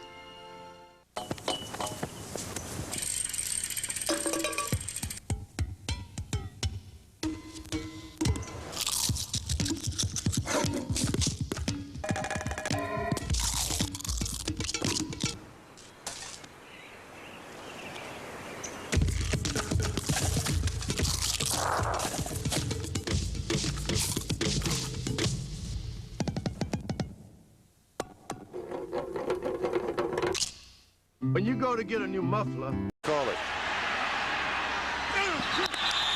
Incomplete downfield to L.C. Stevens. Not a screen, just a simple square out route, not completed. No damage done. It doesn't hurt North Carolina. It doesn't really rub Virginia Tech's nose in the 22-0 score. I like the choice by Coach Torbush of North Carolina. Virginia Tech takes over on their own 30-yard line, first down. With 1:25 now left to go in the first half, and they are down 22-0. Clark from the shotgun. Here comes the blitz from the outside. Pass is complete to Marcus Parker. He stays in bounds. The clock will continue to move. Pass complete to Marcus Parker. Brian Simmons with the tackle. Now, one of the advantages that Virginia Tech has from their no huddle is now they can pick up the pace, and they're used to doing it. Yeah. It's not entirely different. They just move a little bit quicker. They do have a different speed. Half roll. Throws. Incomplete. Overthrown. Overthrown Sean Scales, the intended receiver. Reggie Love had picked him up. But again, decent pressure, even though Al Clark moves out Brandon Spoon, number 44, out there. You see Al Clark looking at the little menu on his sleeve. Scales just goes right by the slot coverage man. With him, that would have been a tough completion. 3rd down and 4. Comes to this side, pass is complete at the 45-yard line. Michael Stewie has the reception. Robert Williams had the coverage on him. And here come the Hokies. Robert Williams, number 29 in North Carolina, upset that the completion was made in his area. I mean, he and Dre Bly, they not only want to make interceptions, they don't want anybody to catch the ball in their area. Clock is stopped with the 1st down. Blitz. Here comes a blitz. And it's knocked away at the line of scrimmage. K. Mays. K. Mays does it. 6'5", 245 pounds. He was kind of hovering right behind the line of scrimmage. Here's Mays right here, and he just kind of drifts up here and reads. And make. And look at the athletic ability. Times it perfectly, knocks the ball away. Nice vertical leap. 40 seconds left to go in the 1st half.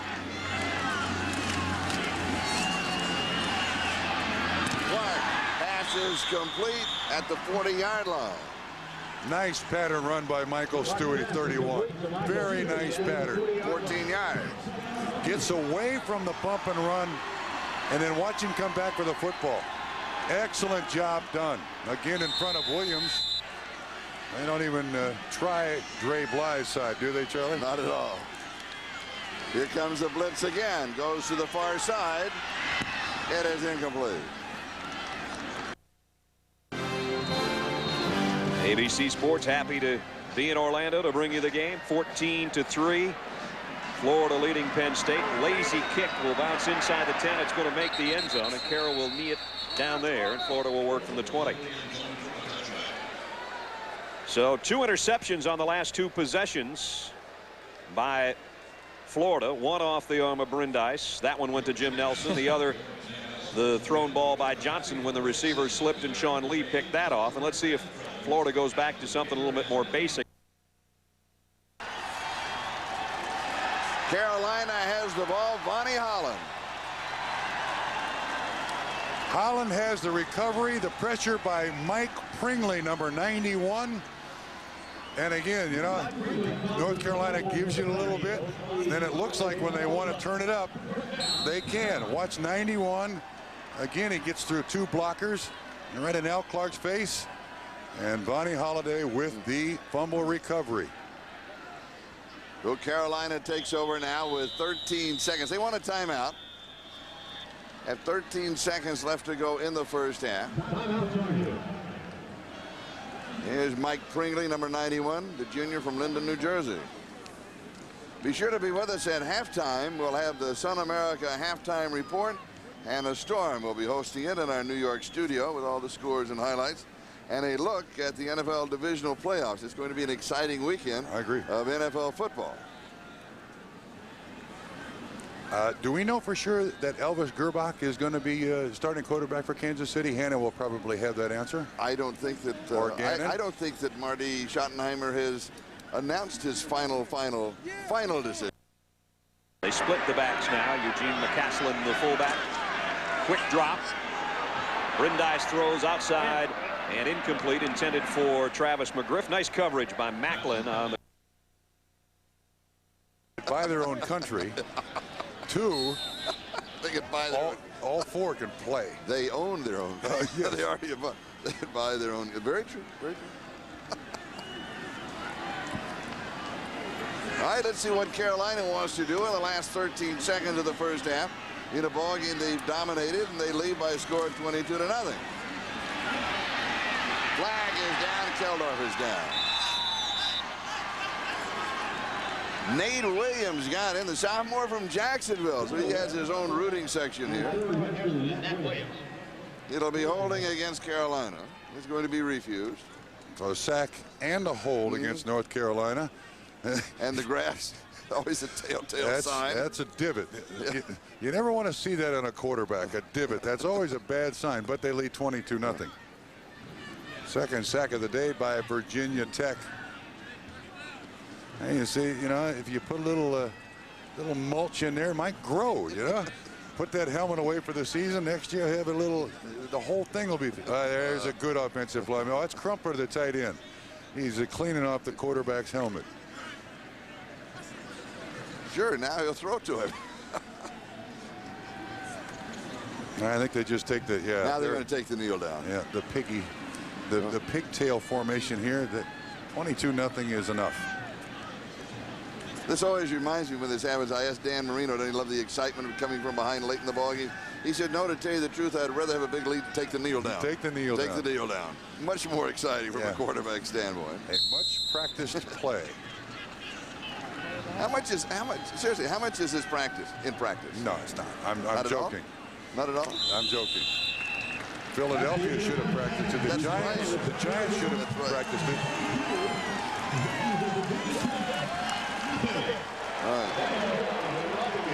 So a first half dominated by North Carolina and led by their quarterback. Are you surprised? No. Nothing that Frank Beamer had hoped for worked in the first half for Virginia Tech. Let's go down to John Dockery. Coach, you knew the Carolina defense was good. You knew the Carolina defense was good. Did you know they were this good? Yeah, well, we knew they was good. They are good. You know, our problem is offensively we give them a touchdown. Defensively we gave them a long play. Kicking-wise we give them a touchdown, and that's the wrong way to play North Carolina. Second half, what do you do offensively to try to get some points on the board? I think we got to keep mixing it up. We've had some shots down the field, and we haven't been able to hit them. If we could ever get some shots on down the field, I really feel like that would help us out. Pass protection has been reasonably good, but we just got to hit some of those balls down the field. Good luck to you, Coach. Thank you. All right, Charlie. All right, thank you, John. It is halftime. North Carolina leading Virginia Tech by a score of 22-0. And now let's join Hannah Storm in our New York studio.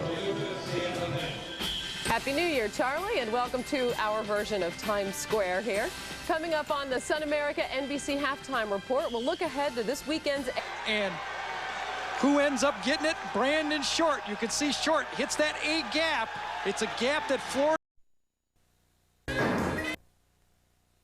if you can't make it from the 6-inch line.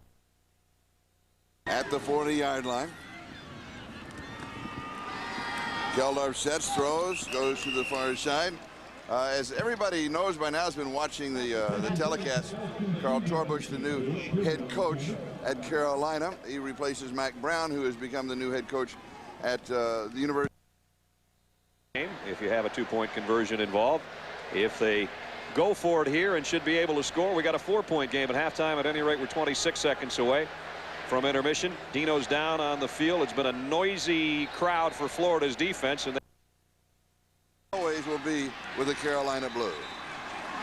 Well, Geldorf hit late. Crumpler, the tight end. It's incomplete. Fourth down. Interesting thing about Mac Brown, when we talked to the players, apparently Mac Brown came in one day and told the players, I'm not leaving. And then 2 days later, he came in and said, well, fellas, I am leaving. I'm going. So some of the players were very offended. And as a matter of fact, some even said if Carl Torbush hadn't been named the head coach, they would have left too. Dre Bly said that he would have gone out in the NFL draft.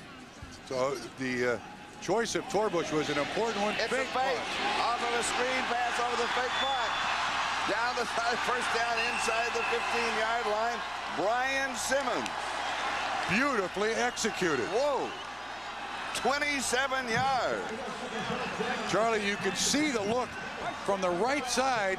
You're going to see a lot of pressure, but the punter does a good job of throwing it. You can see the Virginia Tech said, oh, man, we're going to block this punt. Now, Simmons, number 41, he's a consensus All-America linebacker. Well, again, has to go to him now. Throw it hard. There's the lob. Look how much he leads him right into the next defender. That's a mistake by the quarterback. And the by Carl Torbush, the head coach of North Carolina, to just continue this control. First down, Carolina. And we've got whistles. Penn State came back with a field goal, but they missed down close twice. 14-3 at halftime. Florida leading as we go to John and Todd in New York. Guys. 4th and goal twice, and you come away with nothing. It doesn't look good for Penn State right now. Now, coming up at halftime, we'll take a look ahead to the Rose Bowl. Yeah, you know, Ryan Leaf and Charles Woodson have become pretty good friends over this award circuit the last couple of weeks. They get to strap it on and go at it in a couple hours. We'll hear from Keith Jackson and Bob Grease, who will also take a look at some. Carl will stay, but Greg is from Texas, and he wants to return to Texas. And Carl said, I don't have a closer coaching friend than Greg Davis. So it's nice that they're sitting next to each other this last game together. Jonathan Linton, the ball carrier. Steve Tate, who was a walk-on as a kicker, middle linebacker, and the leading tackler for Virginia Tech this year. That's number 49. Steve Tate. The story has been in that Carolina blue uniform today. Linton is a wonderful, wonderful story with his knee injury, re-injury down here in practice. Banged it on the first series, comes back to play. And just continues to add yardage to his total after the injury. Now the reception, and he will be down at the 3-yard line. Anthony Midget with the tackle. Charlie, the thing I like about Linton, this is a converted fullback. He's only been a running back this season, runs a nice pattern here. And like Leon Johnson, the big running back for North Carolina last year, catches it as well as he runs with the ball. And such a valuable commodity to an NFL offense as a receiver out of the backfield who has some experience catching the ball, running patterns.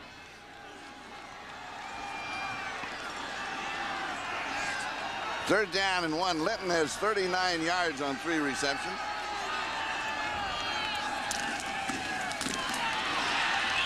Linton carries. His mom and dad are here, and we had a chance to meet him yesterday. His mom's a great athlete. Absolutely. I mean, yeah. And she is the captain of the home. You can tell, she runs it. Yeah, now his dad is a truck driver who, you know, hauls across the country, and he's been traveling with him. When he was Jonathan has since he was 6 years old in the summer for his vacation, so he spent some time with his dad. Yeah, Mom was raised in Jamaica, was a track athlete. A track star. I said, what did you do?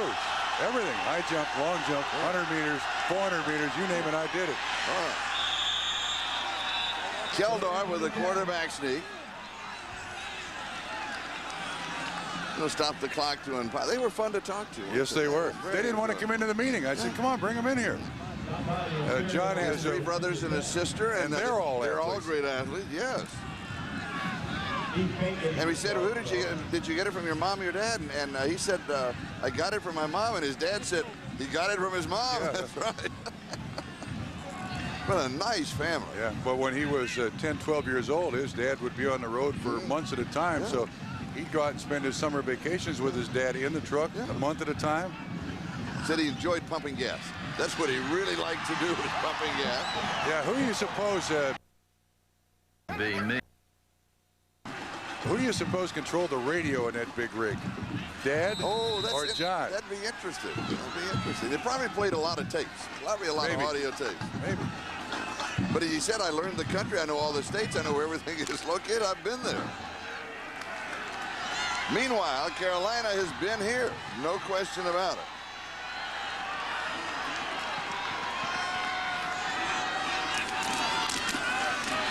Linton on the right side. Did he get in? Just no, he short. didn't get in. Did not get in. And see, in a goal line situation for a guy like Linton, an ex-fullback, great advantage for him. Knows that proper body lean to get into the end zone. 11 touchdowns during the regular season. Really didn't get much of a lead block, but breaks through that first tackle. Very close. Reaches into the end zone, but his knee is down. Yep. And it's where the ball is when his knee is down. That's where the play comes to a close. Williams is the motion man. Here he tries the right side. Now he's got it. Touchdown, Jonathan Linton. He knows where mom and dad are sitting. All set up by the fake punt. Great call by Carl Forbush. And you can bet he made that call. That's a head coach's call. Absolutely. Right. Only a head coach's call. Right. He looks awful reserved and quiet and controlled up there. But inside is Cherney. What's the big deal about being a head coach for North Carolina? With these kind of guys, I just got to get them to the stadium on time. McGee with the extra point. And it hits the upright. Was it partially blocked? No good. He nails the upright. Let's take another look at it. This is the touchdown. Again, that body lean. Gets those shoulders low. Excellent blocking up front. There wasn't much resistance there by Virginia Tech. And here is that missed extra point. Yes, it was partially blocked. Back in a moment.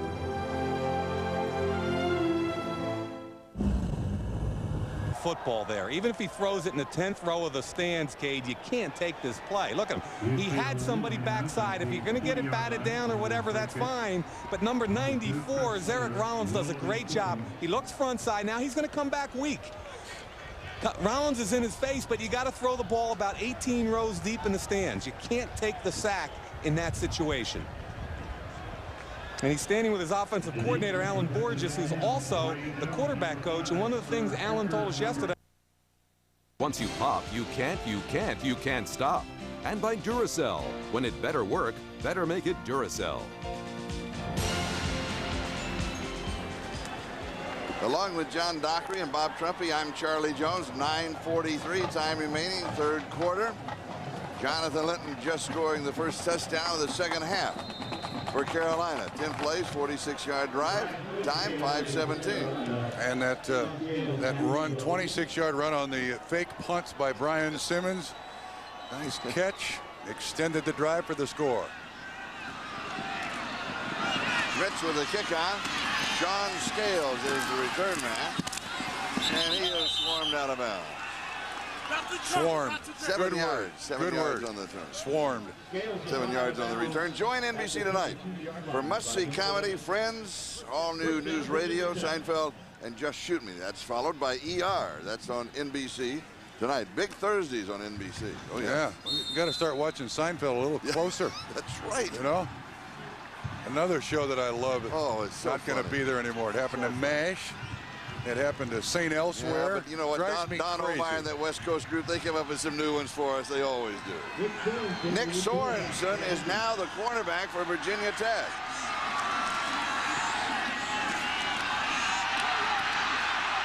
He hands off to Ken Oxendine, still going at the 50. Down the far sideline. Might be the spark. That Tech needs to get back in the ball. Omar Brown finally stops him. Big play for Virginia Tech. Maybe their biggest of the ball game. Actually, Charlie, I think that probably that run is more yards than they had rushing the entire first half. It's just a straight drop back, a draw play, a missed tackle there and there. And normally North Carolina, a very good tackling team. And Oxendine, longest run of the day, steps out of bounds. 36 yards on the carry.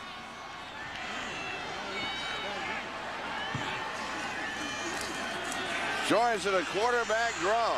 Steps back, comes forward. Nick Sorensen, stopped by Brian Simmons. And Charlie, I think that's exactly why Sorensen is in there. You can see his numbers for the season, just one start, but he has great speed, and he took the majority of the snaps in preparation for the Gator Bowl. Al Clark, not feeling well because of the flu and coming back from that knee problem. Sorensen took the majority of the snaps, and I think a quarterback draw or quarterback rolls or quarterback runs is one way Virginia Tech can get the ball down the field. 2nd down and 8. Blitz is coming. He scrambles to the right. Now he sets and throws, has a man open and hits a nice play. Good scramble. Sean Scales out of bounds, 13 yards. First down, Virginia Tech. Now the threat of a quarterback running the ball changes the personality and the mindset of the defense. And you can see the way defenders are kind of laying back a little bit, and then a good job on the pump fake and makes the completion to Scales. 27-yard line, first down.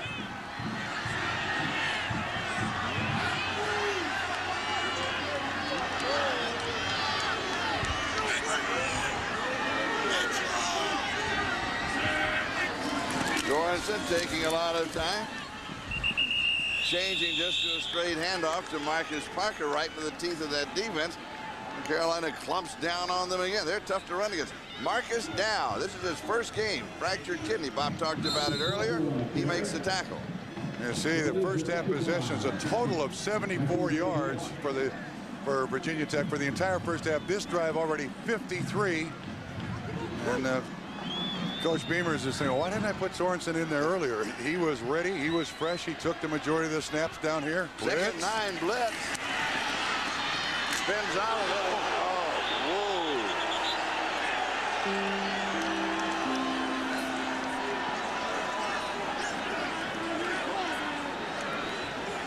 I think it's Russell Davis, 96, who gets him. It's a good job at the outset of setting up and protecting the quarterback, but then when he goes to run, watch 96 peel out of there.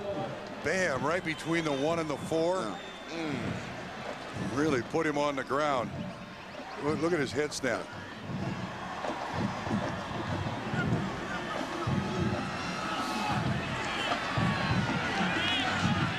Blitzes and sacks.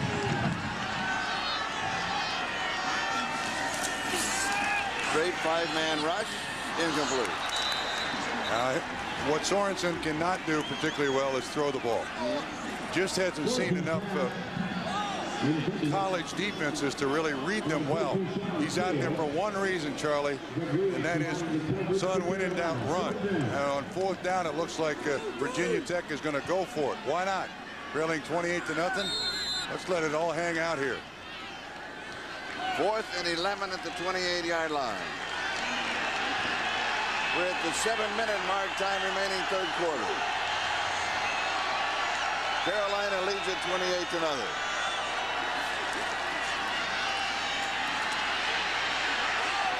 And there is what he does so well. He'll get the spot. He'll have the first down. It's close. Sorensen scrambling for the first down. Let's see where they give him the marker. Omar Brown with the tackle and a first down. He's looking to throw, but his second choice is to run. Trying to get up, limping a little bit. I think he got hit right in the thigh. And this is a defensive coordinator / head coach's worst nightmare, a running quarterback. The one guy you can't really account for in an offense. No defense can. 16-yard line, first down. Blitz is coming, and it involves a run blitz as Oxendine is stopped for a loss by Vonnie Holliday. Charlie, how many times today have we seen defensive linemen just jump around blocks? Holliday gets inside between the center and the guard, right there at the right spot to make the tackle. And they are a committed bunch. They get across that line of scrimmage and disrupt as much in the offensive backfield as they can. A loss of 5, second down 15, 21-yard line. Late substitution here by North Carolina on defense. And Virginia Tech let 5 yards get away. A quick snap, they could have gotten the 5 yards. Because Carolina had too many men on the field. And the sack at the 29-yard line, Greg Ellis. Play. And it takes a UCLA bounce. Look at this. He had one punt earlier this season for 67 yards in the same exact situation. That's his second punt. That's a beauty. All the way down to the 10-yard line for Cade McNown. 6:58 to go. 9-0. He said he liked Lawrence Taylor and Reggie White. Yeah. What a combination. Yeah, that is. Third down and 22. It was first and 10, second and 15, now third and 22. As the Carolina defense asserts itself again. Left flat, out of bounds. The reception is there at about the 23-yard line. Marcus Parker pulls it in. Then Terry Billups bumps him out of bounds. Well, now it's 4th and very, very long. Virginia Tech is going to try a field goal, but Sorensen did his job. He got the one big draw play by Oxendine. Look, Clark over there to help out as best he possibly can, but some movement by this Virginia Tech offense. Shane Graham is hit from 48 yards out. Cliff Anders is the center. He'll snap it. Caleb Hurd, a walk-on holder for Shane Graham. They went to high school together. At the 30-yard line, an attempt of 40 yards. And it is good from 40 yards away. And at the 4:37 mark of the third quarter, Virginia Tech is on the scoreboard. Napa, sponsor of NASCAR trucks. Just inside the right upright on Virginia Tech's 9th drive of the ball game. They finally put 3 points on the board. And Frank Beamer says at least that's a start.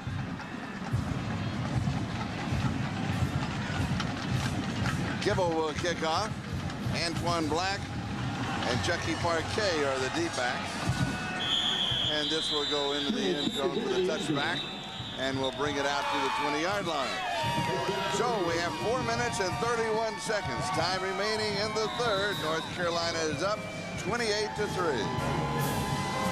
College bowl game, yes. 5-0. Wow, that's a lot. I've missed a few of those. You know that? I've got some, but I've missed a few of those. I'll send you tapes. When I started, we didn't have tapes. Oh, it started in 1971. That was your first year. That was the first Gator Bowl, and I did a second. This is my third Gator Bowl. I did another one in 1971.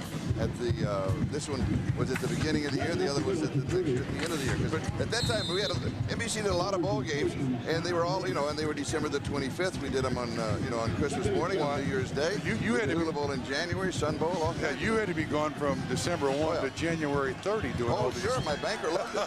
Oh yeah. 50 college bowl games. Yeah, phone home at Christmas. That's great fun. I love the College Bowl. Jonathan Linton for Carolina, stopped by Lauren Johnson. Again, a nice little swing pass here to Linton out in the flat. A good throw by Keldorf.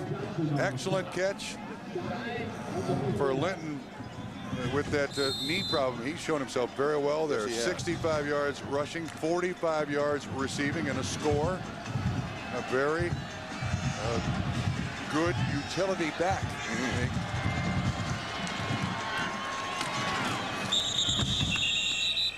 Third down in the yard.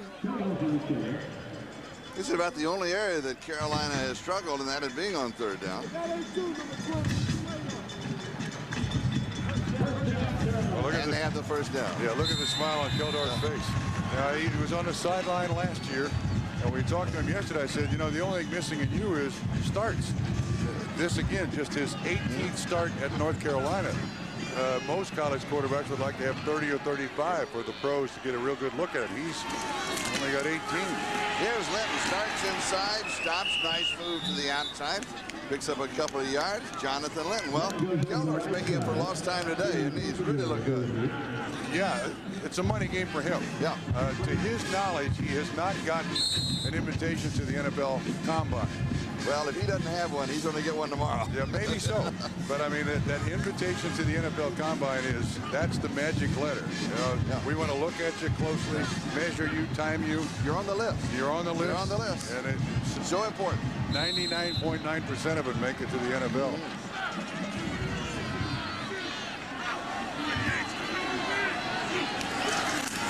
Here comes the blitz. Gets it away underneath the blitz. And that's a spin move by Linton down the sideline to the 30-yard line. It all started with Keldorf, 37 yards on the play. Bob mentioned earlier, he's a big, strong kid. He stands in, has the pressure, comes underneath the throw on the blitz to Linton, and Linton down the sideline. Jamel Smith finally makes a tackle. There's the move. Look at the job. Sidearm. Ooh, yeah. Absolutely sidearm. Great job of staying with the receiver. And an excellent catch by Linton, and he turns what would have been a negative play into a big positive. Earlier this season, Linton against Georgia Tech had 138 yards rushing and 137 yards receiving. And with that big catch, now he's approaching 100 yards receiving today. 31-yard line. Nice break, pressure to the backside, and he's brought down.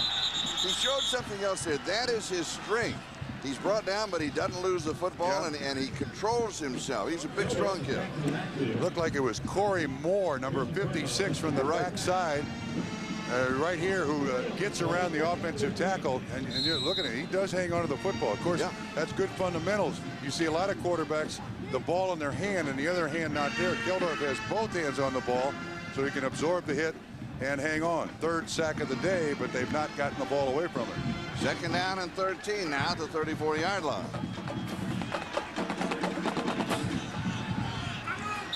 And they'll take a timeout. Carolina wants a timeout with 47 seconds left in the third. They'll hand it off, and Mitchell got about 5. That's more rushing than they had in the whole first half. Dwayne Thomas made the tackle. This is a great Florida defense, there's no doubt. And we've talked about Kurnitas and we've talked about Juravicius from this Penn State offense not being here today. But a guy they lost in the Minnesota game maybe changed this team just as much as those two guys. Aaron Harris, their outstanding fullback, who was not just a blocking back, but a guy who could run the ball from the fullback position, might has as much to do with this Penn State offense the last 4 weeks as anybody not being here. Penn State's been horrible on third down today. They missed their last 8, and they are 1 for 9 overall on those conversions. McQuarrie fires, and it's caught. Nastasi with the catch and the first down out across the 40 to the 41-yard line. So a guy that, Gary, you talked. My hair looking like this. 4 yards. Ran one 74 yards at his own 20. Low punt. Fair catch signal. Hall at the 25. 40-yard punt. And Texas A&M comes back onto the field.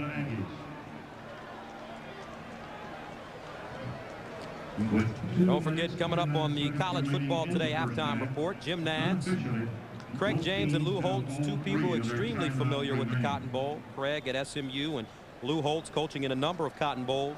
And Terry,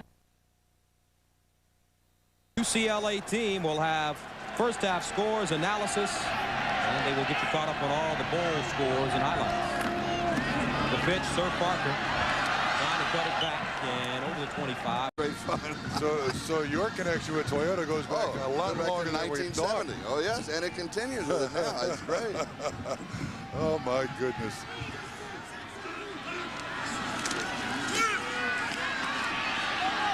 Kildorff on target right over the middle is tight end. Algie Crumpler, Keon Carpenter with the tackle, a gain of 20 yards. He is accurate. Yes, and he likes the tight end, so I like the quarterback who likes the tight end. Here's Crumpler right here. Good pattern on top of the linebacker, underneath the defensive back. Good protection. Kildorff waits. Very accurate. I mean, Kildorff at 6'5½", maybe even 6'6", can stand back there and find tight ends over the middle. Tight ends love tall quarterbacks. And that's why the NFL loves tall quarterbacks. Absolutely. Also. Whoa. Linton hit helmet to helmet at the line of scrimmage. Stop for no gain. We'll take the countdown to the end of the third quarter. No game on the play. 2nd and 10. 3 down, 1 to go. Carolina leads it 28-3. We'll return to the Gator Bowl after these messages from your local station. And now, a suddenly Susan flashback. Last time Jack and Susan kissed. Well, almost. Then, suddenly, Susan realized she loves Jack. Unfortunately, it was just too late. But on Monday, she'll be just fine. It is not like I expected him to wait forever. Could he have waited at least 15 extra minutes? And now, she's ready for the big plunge. I want to give it a try. The all-new Susan you've got to see, followed by an all-new Jenny, NBC Monday. Can your radio do this? Only one radio can give you stereo sound this big, yet is small enough to fit almost anywhere. The extraordinary new way. Not only that, he hit McQuarrie diving forward, and McQuarrie came up limping after that play. You might have seen it right at the end of the replay, and McQuarrie hobbling around in between plays there. 2nd down and 4.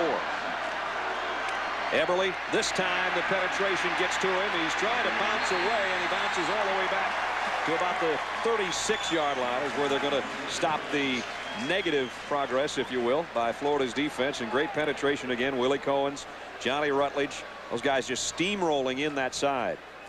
Well, there's a guy we haven't mentioned much. He's just a #1 tackler on the defense, Johnny Rutledge. He was a Butkus semifinalist. I mean, they have 3 linebackers. They're bookend with Curse and Rutledge, and Mike Peterson falls in there. Dwayne Thomas in the middle. All 4 of those guys are big timers. 6th time today. Penn State's had it 3rd and 10 or longer.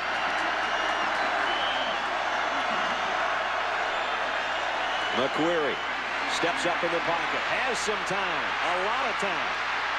And now he's going to run with it, and will he get there? Not quite. Oh, what a pileup, including the chain gang on the far side of the field. Looks to be about a yard short, but we'll see where they... And Gus, you can see when a team just starts to get the confidence. Let's just listen to how good this hit is.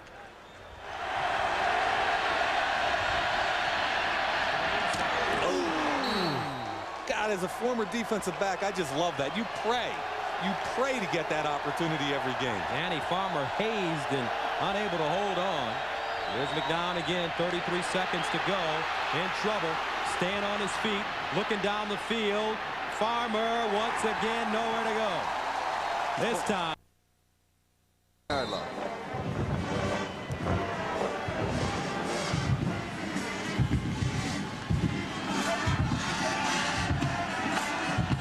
can tell from the shadows how Carolina going right into the sun.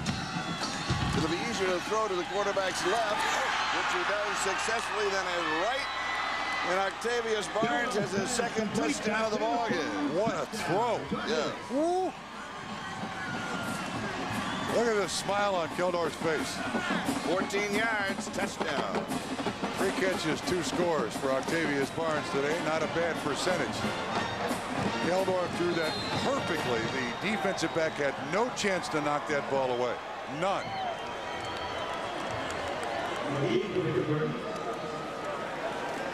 Josh McGee with the extra point attempt.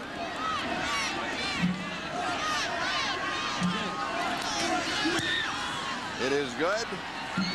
And Carolina now leads 35-3. Charlie mentioned earlier that Keldorf said that one of the best things he does is read defenses. Well, watch the defensive back. It doesn't even have a chance to look back.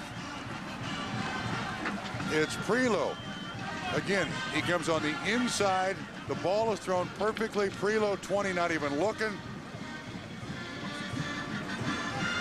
That may have been the prettiest play of the day. Yeah. The throw over the linebacker, right on, had confidence that the receiver would be looking back. Very, very well done. And Keldorf's reaction.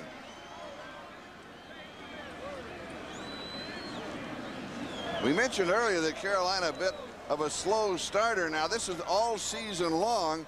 16 points in the first quarter. Well, they scored 16 points in the first quarter here, but look at the fourth quarter.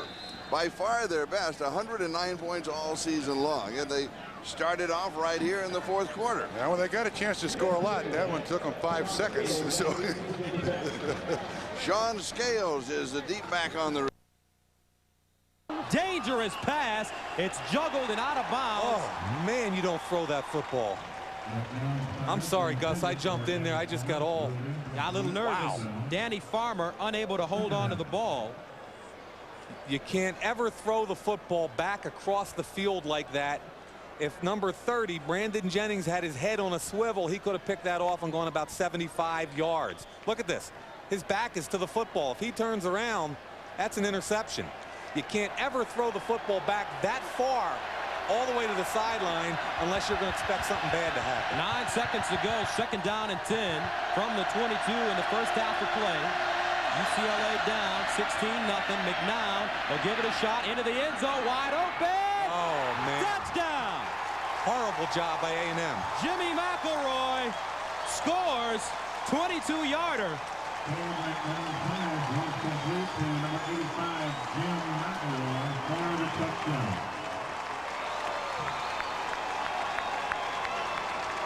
And with 2 seconds remaining in the first half, UCLA, who had not been shut out in the first half the entire season, finally got on the board. Totally healthy. Do you agree? Oh, that's right. Doesn't really have the stride in his leg, but again, he missed 6 games because of that foot surgery. The surgery over the Cedric Curry, the sophomore, allowed McElroy to get behind him. He picked up his 10th touchdown of the season. The senior from Los Angeles. Now Curry had the underneath coverage, and Cody is the safety who's supposed to get over top. Okay, so Curry's got to sink under. Cody's got to come over the top. But look, there's 5 yards of separation. With 9 seconds left in the half, you can't. Age of Richard, what was it? 14. 14, and what happened? He called us on a weekend night and asked us to come pick him up, and we did at that point. He lived with us for the next few years, and now he's back with us now also. His family situation at the time, Kelly, wasn't much, was it? No, a lot of drugs in the family, and he wasn't sure where his father was, and he's just a great kid, so we were just happy to do what we could. We're watching this running play, and I want to ask you also, what did you see in Sean? I mean, you don't just open your house and let someone in the door. What did you see in him that made you take him in? You could see he had a vision where he wanted to go. He just needed some support to get there, and he's a super kid, and we just tried to support him in that quest. I know he's still part of your family. What does it feel like today watching him complete his college career? Oh, it's wonderful. It's a little sad to see it ending, but it's just wonderful to see him out there again, especially coming back from his injury. And I know he made a promise to you, and I'd like to get that after this play. I know he made one final promise to you. 3rd down and 6. Go ahead, Doc. You know, he talked about the promise that he made to you. What was that final promise he made? We said, please graduate from college, and he said, I'm going to do it. He's got one more class, and so May should be it. So, we'll be it. It'll be time to celebrate. Well, congratulations. You two are terrific, and you made a difference. Thank you very much. Okay. Charlie? And they did.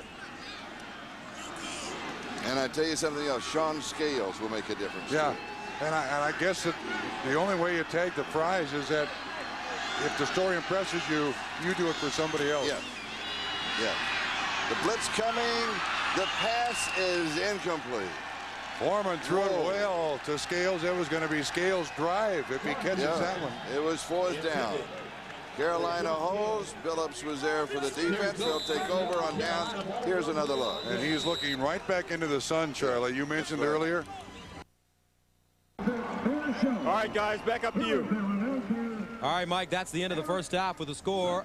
Texas A&M leading UCLA 16-7.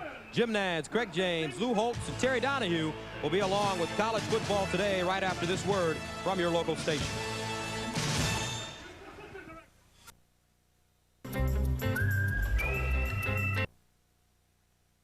This Sunday, Zach is back. But big hearts, guys that care a lot, and I just want you to do the best you can. Thanks, Danny. All right, thank you. God bless you. Danny Werfel, who won the Heisman last year, and of course Peyton Manning, who was the runner-up to the Heisman this year, tells you that the SEC can throw the football around a little bit, and especially with that guy, the mad scientist at the control of the Florida sideline, Steve Spurrier. And Brandeis will come out to open things up. That long drive by Penn State netted them 3 points. But when you consider that they have had 4 possessions inside the 20 and have 2 field goals, they lost it on downs and they lost it on a turnover. What could have been for Penn State is still looming over their shoulder. Fred Taylor, I got a feeling they just give it to Fred about 30 times and they have about 300 yards. You're right, Brad. And Jerry Sandusky.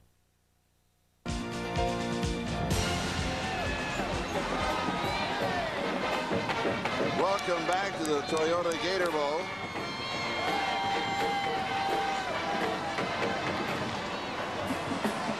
Here is a look at the total offense thus far in the ball game. It's a mismatch. Yeah, and the 290 yards passing shocks me. Absolutely shocks me. 60 yards rushing, it's been almost all Jonathan Linton. And unfortunately for Virginia Tech, they've had to go to the backup quarterback and hope that the quarterback Sorensen can run. That didn't work. North Carolina gets the ball again. Geldorf has completed 12 of 22 for 263. The 2 touchdowns, and 11 of his 12 completions have gone for first down. Jonathan Linton gets the call. Jamel Smith. Well, their only loss was to Florida State. That's no great criticism. Florida State, one of the best teams there is in the country. Florida State's only loss was to Florida.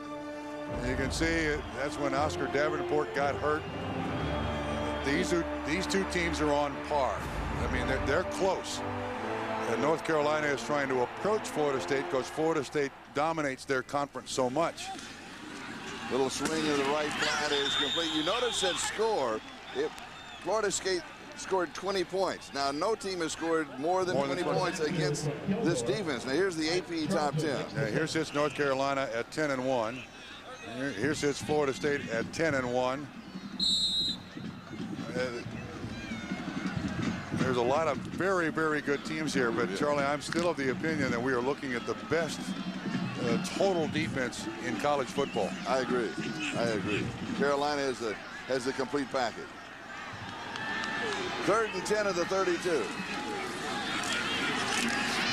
Keldorf, left flat, pass is complete, up the sideline, out of bounds. Not going to make it. Had to wait on the mark where Nate Brown went out. Brown's nickname is Spot. We asked him, why is he Spot? And he says, because they tell me when I catch the ball, that's where they spot it. In other words, his teammates call it. In other words, he doesn't run after the catch. Doesn't get a lot of yardage after the catch. It's not a compliment, Spot. it's a criticism. Brian Schmitz will be kicking it for Carolina. Larry Green is the return man.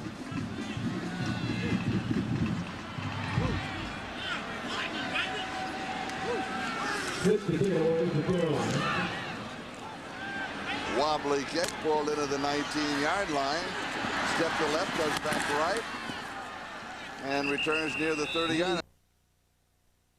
Gun, fun and gun, throw it all over the field are going 3rd and 6, an isolation play from Florida. They probably didn't have many of these calls in the last few years. Well, when they rush well, they don't lose, and they're in one of those kind of streaks right now because Taylor himself is over 150. Even though with lost yardage, their total yardage is 149. Fred's got 157 by himself, and here they go. 4th down and 2.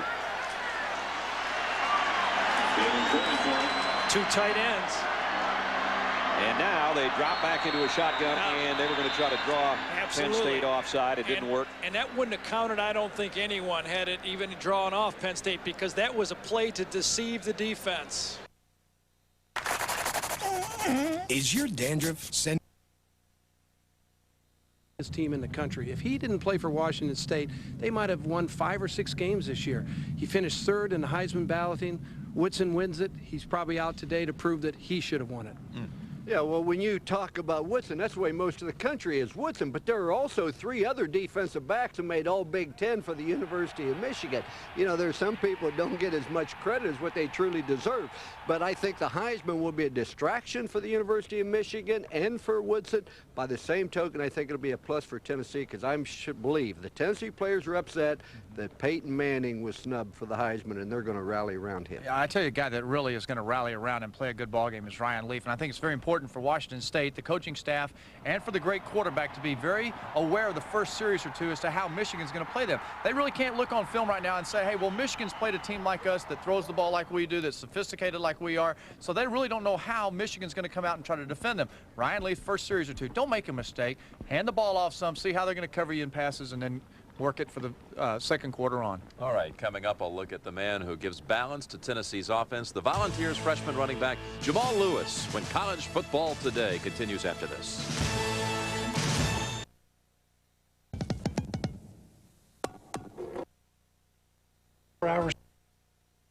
Boitano and Christy Yamaguchi star in a special for the entire family. Imitrex presents Brian Boitano's Holiday Skating Spectacular, next on NBC. Head coach Frank Beamer and Virginia Tech were here at the Gator Bowl on December the 30th, 1994. The Gator Bowl that year was held in Gainesville, Florida. Tennessee's Peyton Manning passed for 189 yards in the ballgame, including this 36-yard touchdown pass. The final score was Tennessee 45 and Virginia Tech 23. Most valuable player of that game was James Stewart, running back for Tennessee, who now plays for the Jacksonville Jaguars, right here in Alltel Stadium in Jacksonville, Florida. Virginia Tech now at their own 30-yard line, first down. Inside handoff to Ken Oxendine off of the right side, maybe a yard. That's going to be about it. Greg Ellis with the tackle. Last 4 bowls for Virginia Tech. You see a pattern here, Charlie? Even number, lose. Even number, lose. They're losing today. Odd numbers, they win. So next year, I like Virginia Tech's chances. I like their chances in the '99 Toyota Gator Bowl. Ken Oxendine, 38 yards and 9 carries.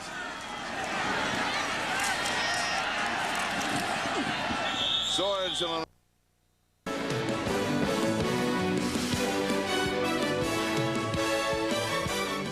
I thought quarterback. You see Sorensen at quarterback. Al Clark is not injured, but Coach Beamer, in an attempt to put more of a threat at the quarterback out there. Sorensen can run, will run, to try to generate some offense. Sorensen's been in there for most of the second half. Sorensen from the shotgun. And the scramble. Heads back, stops, starts again. Straight up the middle. Just a step away, but breaking a big one. He may have been marked down as the ball came out. No, they will retain possession.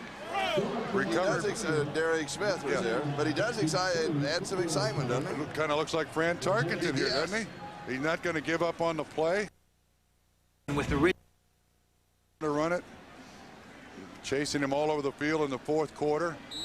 He's trying to make a play, but a good job by Derek Smith to keep his head up and staying with the play to come up with a recovery. And of course, part of the college football scene always the broadcasters for the schools, and we have some outstanding broadcasters here, both from Carolina and from Virginia Tech. And right now, let's join Bill Roth. He's the Virginia Tech sports announcer for the Hokies. There that time. The clock continues to run. 9 minutes and 15 seconds left. But, you know, you look at Nick Sorensen there. I mean, there's no way Al Clark could have done that today. Absolutely not. No Early in the question about season it. against Syracuse, now he did. Boy, that injury at the West Virginia game really hurt him.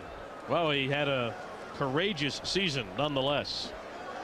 Under 9 minutes to play in the 4th quarter. Line of scrimmage is the 42-yard line. 2nd down and 10. Ball is in the middle of the field. Again, the backs are in the eye. And on a play fake, Nick fumbles the football, and it's back on the 37-yard line. And the ball is recovered by the Tar Heels. It is the Hokies' 3rd turnover of the day. Each of the 3 coming from Tech. So Sorensen fumbles, and Carolina has the ball. 3rd turnover today. Russell Davis has the recovery. Unfortunately for the Virginia Tech announcers, there hadn't been a whole lot to talk about today. A 3rd turnover, all quarterback fumbles. Ball just bounces away from him, and then there's a fight for it underneath several big bodies. Slips away. Russell Davis with the recovery. And that's one thing that North Carolina has not done particularly well this year, is get the turnovers. But today they have. They take over the 34-yard line of Virginia Tech. 1st down. This is the tight end, Algie Crumpler. Into the right flat. He's stopped by Lorenzo Ferguson. Here are the turnovers. Here are the turnovers. The block punt. Dre Bly turns it into 6 points. The sack, the fumble recovery by Greg Ellis in the end zone, another 6 points. And then Clark again back to throw. Hit, recovered again by North Carolina. 3 quarterback fumbles there, or 2, and the block punt, and then the one by Sorensen. So miscues all over the place for Virginia Tech. And look, Frank Beamer knew that his football team was going to have to play either a close to perfect or perfect game to compete, and they have not come close. And as you mentioned, for the radio broadcasters, we appreciate them joining us in a moment. For Virginia Tech, they have had a lot to cheer about, a lot to talk about. No, and it's been a while since Virginia Tech won a football game, Charlie. Don't forget that. I mean, they finished up the regular season with losses to Pitt and West Virginia.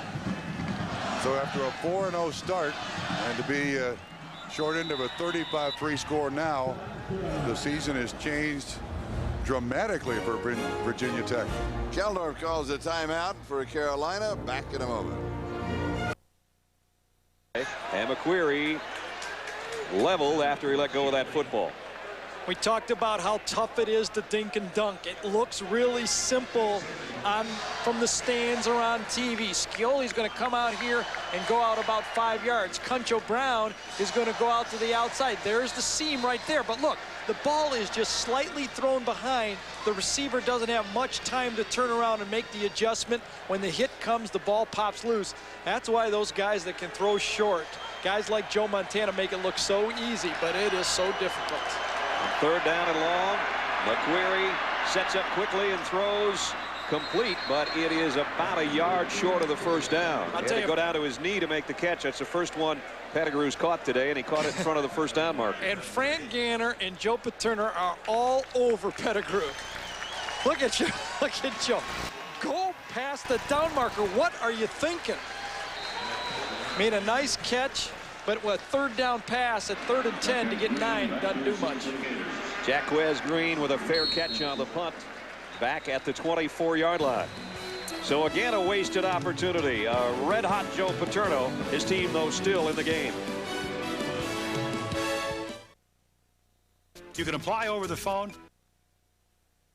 Running the ball well. Yeah, and I've heard where Peyton has said he doesn't mind having him in the ballgame now because he's got confidence that he'll make the right block. All right, guys, we'll have more when College Football Today continues live from Miami after this.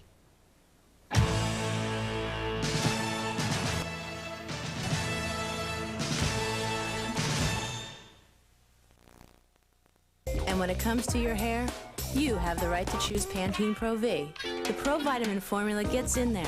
These are the 2 trophies that the 2 schools will be taking home, and they were at the coaches' luncheon yesterday, and they are magnificent. Yeah, the winner, that's an offensive lineman's.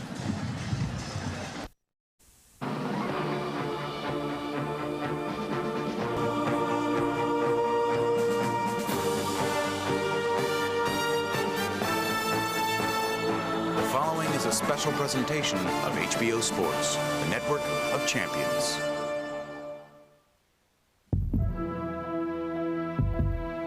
How do you measure a champion? Is it by size? As the reigning 130-pound champion, Floyd Mayweather Jr. has proven in a short span of time he has no equal in his division. He possesses all the tangible elements that set superstar fighters apart. Fearsome speed. The super quickness of Floyd Mayweather produces a knockdown. Deceptive power. Mayweather dropping bombs. And of course, that pretty boy persona. But is that all that's necessary to catapult him to boxing superstardom? What, if anything else, does he need? In short, Floyd Mayweather Jr. needs to do something only the great fighters have done. Move up to 135 pounds and add the lightweight title. Then he can be compared with the likes of Alexis Arguello, Hector Camacho, and Julio Cesar Chavez. So tonight, Mayweather Jr. takes that leap in weight to face lightweight champion Jose Luis Castillo. Castillo has his sights set on derailing the Pretty Boy Express, and in the process, pushing his own status into the realm of boxing's elite. The task at hand for both fighters is to see just who will take another step closer to boxing greatness. Tonight, only one can continue his quest for historic lightweight glory.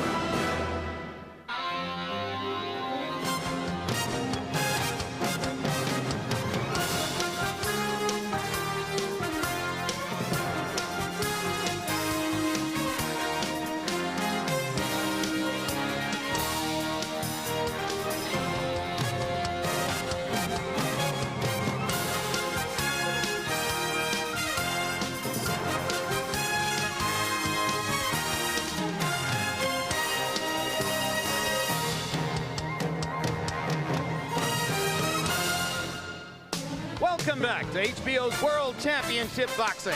It's been more than just a couple of weeks since we've been with you.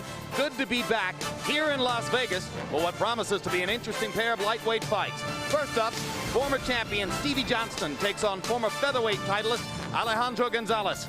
Then, also at the lightweight limit, current titleist Jose Luis Castillo faces Floyd Mayweather who has been dominant at the 130-pound level throughout his professional career. The MGM Grand Garden is open, and good seats are available for fans eager to see whether Floyd Mayweather can make the jump in weight only a select few champions have made before him. So will Floyd bring both his speed and his power with him to the 135-pound division? We'll see in about an hour.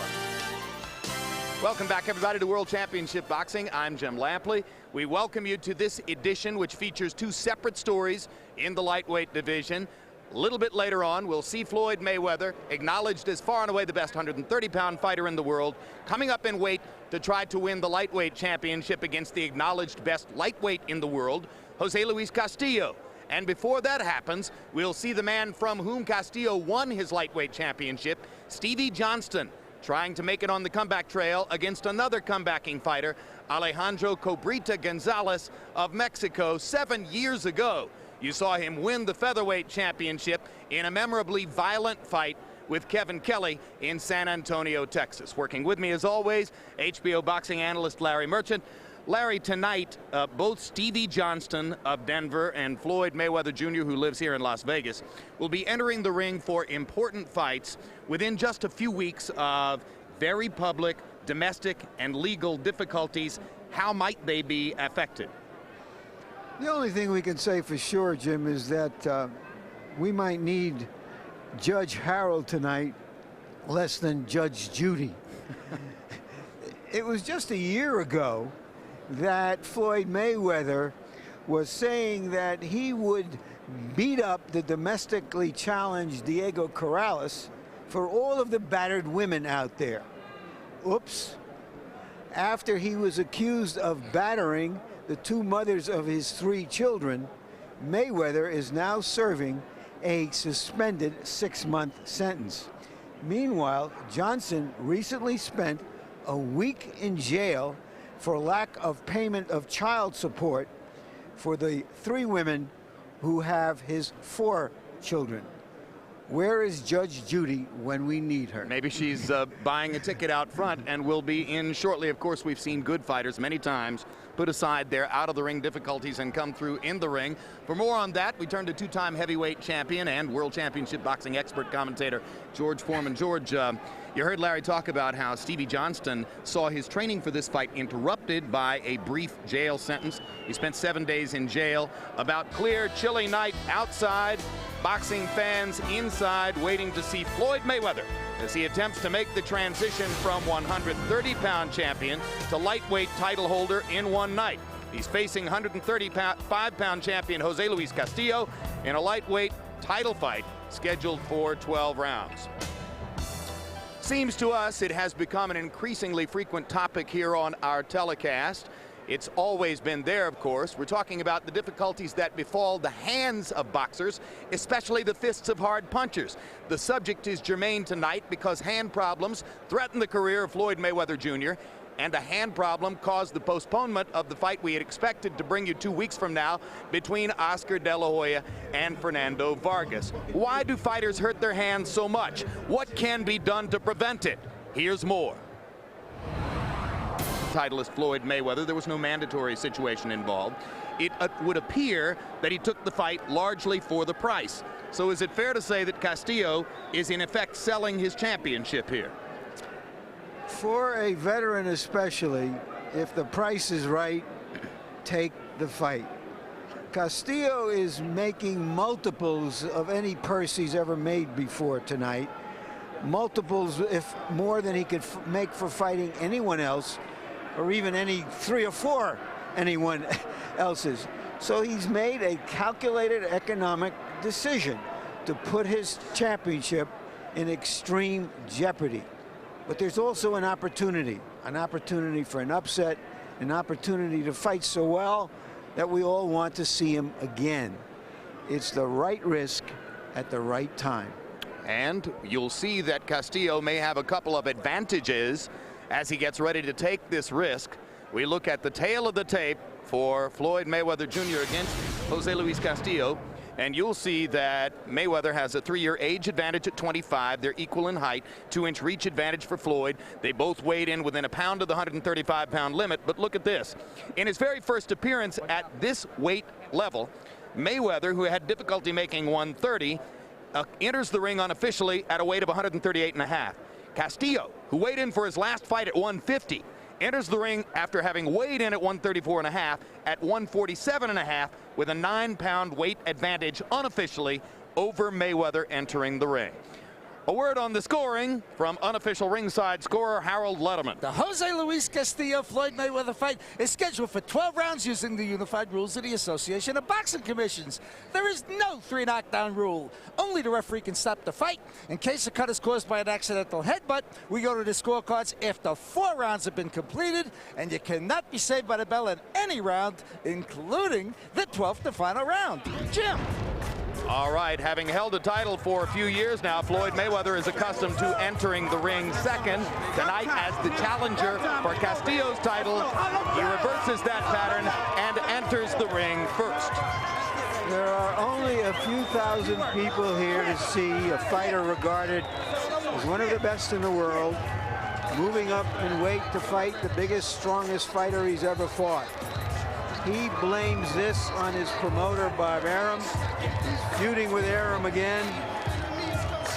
His father says if he's got a problem with the promotion or the promoter, he really ought to look in the mirror for some of his behavior outside of the ring.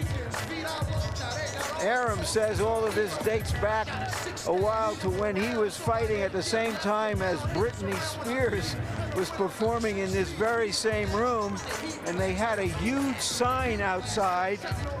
That sign cost $150,000. And Floyd wanted one of those, right? Floyd won one of those, and Bob Arum didn't see any profit in it, but she had already sold out the arena a few times. Well, maybe Floyd should pierce his navel and wear hip hugger jeans.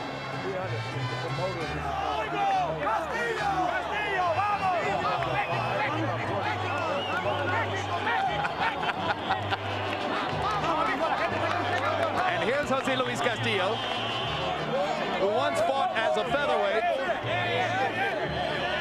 and has been more effective as a lightweight. He won the title in a big upset over Stevie Johnston and then kept it in their second fight. He comes from the richest of boxing traditions, the tradition of Mexican fighters. His own father fought over 100 professional fights. His brother is a professional fighter. He was a sparring partner for the great Chavez for 5 years. He knows his way around the ring. So, George, are you suggesting, very quickly, are you saying there's merit in Mayweather's argument about Arum that he hasn't done enough? It's not about Arum, it's about promoters in general.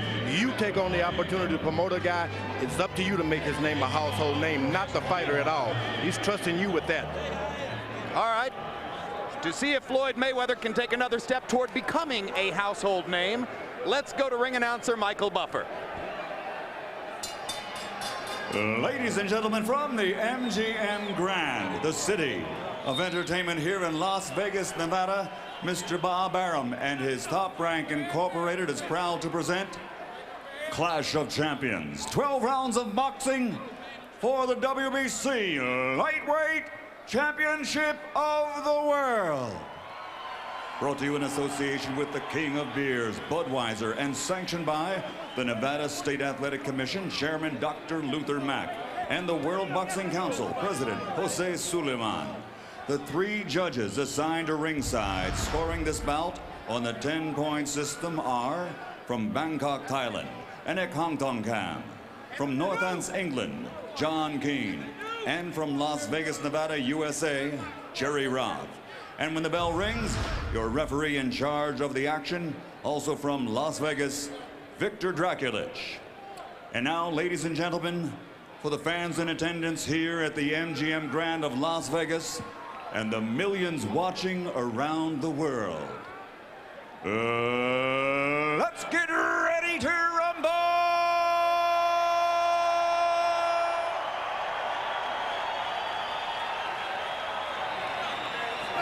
Introducing first, fighting out of the red corner, wearing yellow and white and officially weighing in at 134 pounds.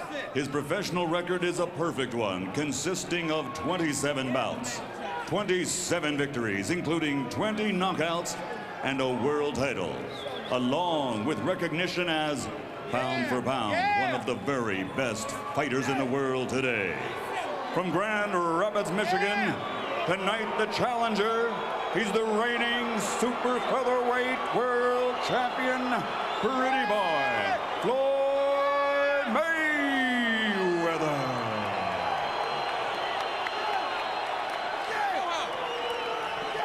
And his opponent across the ring, fighting out of the blue corner, wearing white with red and green. And his official weight, 134.5 pounds. His professional record, in 50 bouts, he has posted 45 victories against 4 defeats with 1 draw.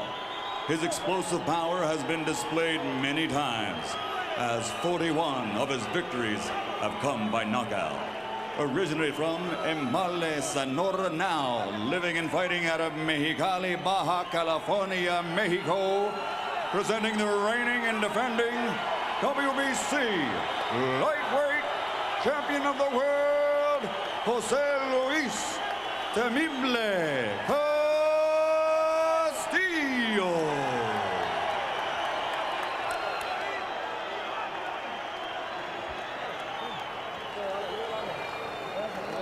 Let's go out.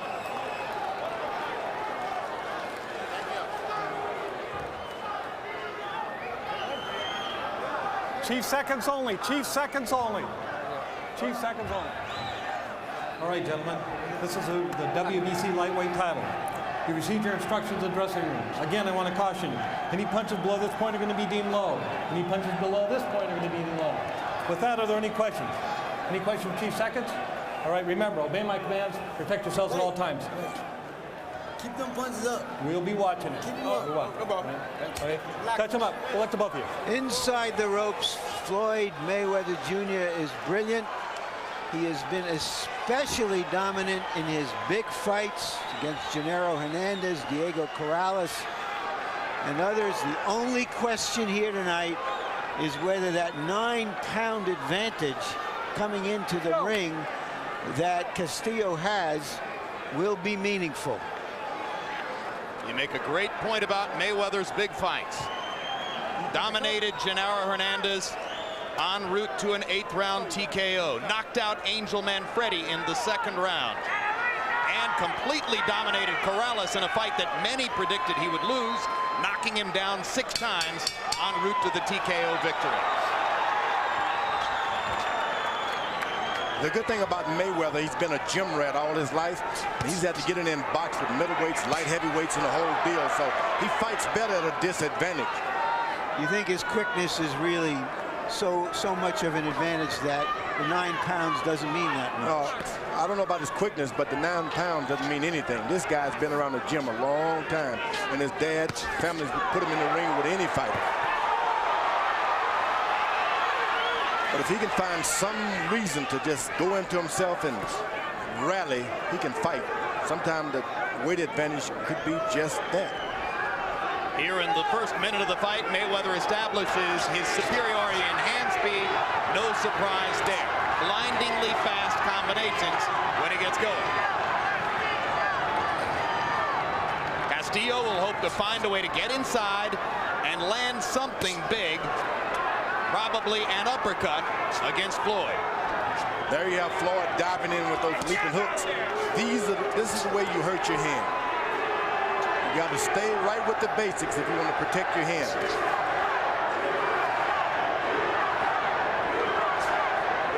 The crowd seemed to be equally divided, one on one side and the other. And you hear a chanting of USA. As American fans here take up the chant to support Mayweather against Mexican fans who were chanting for Castillo. It was ever thus. My guys against your guys. You see how Castillo likes to come down and then up with his hard punches. One thing about all that, there's only 2 guys in the ring. And only one can win is one of them.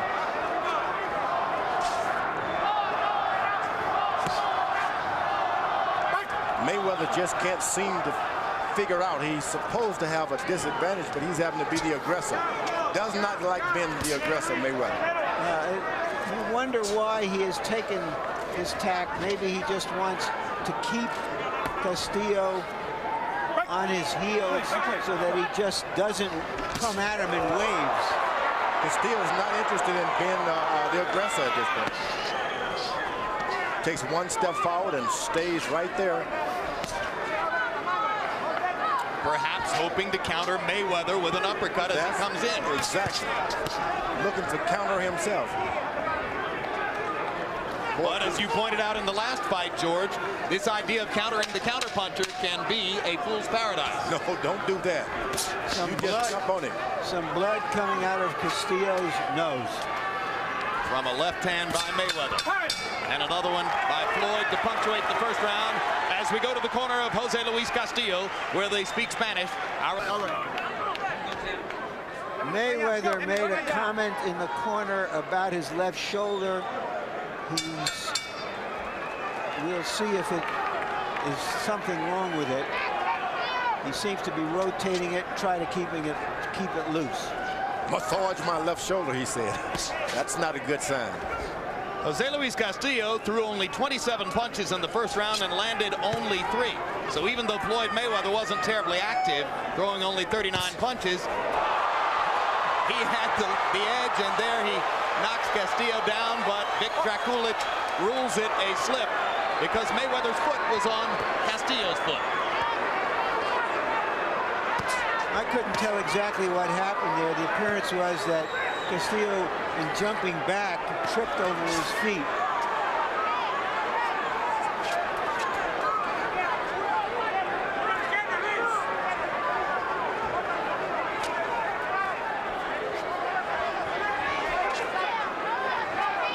See whether Mayweather thinks he has Castillo hurt. And now a butt. And Floyd Mayweather catches it just above the left eye. And there may be blood. He's looking for blood. There doesn't seem to be any quite yet. Slight cut, it'll be all right. Ready?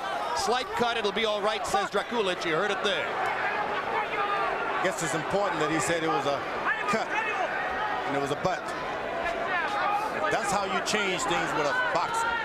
Get out there and do something that they haven't practiced doing. You know, yesterday we spent 30 minutes with Floyd Mayweather, and he barely mentioned Jose Luis Castillo, preferring to spend most of the time talking about money, fame, promotion, exposure, and subjects like that. The last fighter who came into a fighter meeting and talked that way was Shane Mosley before his fight with Vernon Forrest in New York.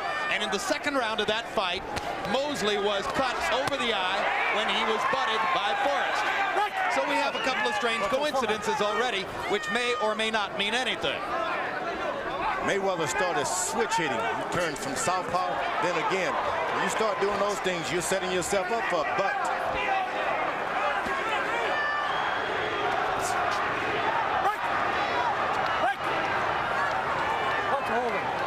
We knew Castillo wanted to catch Mayweather with something coming up from underneath.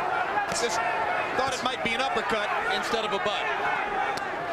You get a guy complaining about a cut or a butt, that's when you're supposed to jump on him. You're not supposed to wait around and let him get himself together. Castillo hasn't jumped on anybody yet. He's allowed the guy to get himself together. Perfect counter right hand by Mayweather as Castillo came in.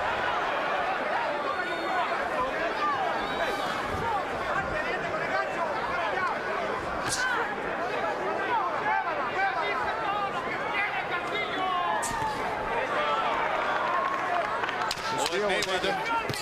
Go ahead. Still was able to go on top of Mayweather's jab this time. That's what you want to do. If a guy's jabbing, you throw the right hand right on top. Castillo's aggression mounting just slightly in round 2, but 2 interesting incidents there. Castillo went down. It wasn't ruled a knockdown. Mayweather caught a butt above his left eye. Keep him in front of the jab. All right? Wait. Come on, move. It's been there but scratch, but still. Maybe look at that eye just for a second. No, you look at it. Let's scratch. Okay. Slow it. Listen, Floyd, keep him in front of the jab. Keep pouring out there. Keep pouring out there. Chain up on me. Massage his arm.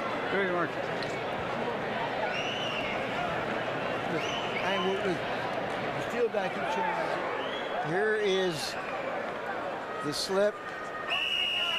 It seems to confirm my original impression. There was the headbutt. The slip seemed to confirm the impression that Castillo tripped over his own legs as he was moving away. Mayweather's corner told him to keep that jab working. That's what you got to do. When you don't know what else to do, keep jabbing. Find yourself in the middle of the ring. Don't stay away from the ropes. Mostly jabs landed so far. Only 14 power shots landed by the both fighters combined, or the two fighters combined in the first two rounds.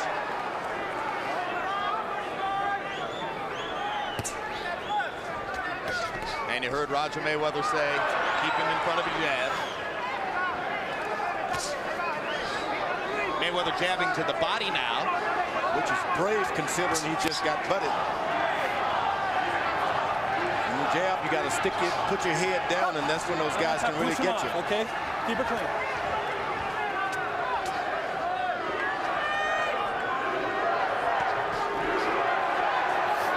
First three-punch combination Castillo has attempted.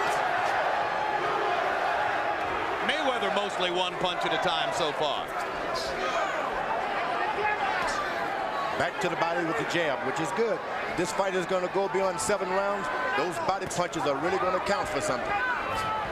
Take the power away from your stronger opponent. Yeah, but knowing Floyd, he's not really trying to punish the guy to the body, George. He's trying to set something else up. No, but when you go to the body, whether you want to punish them or not, it affects him. It has great effect on him.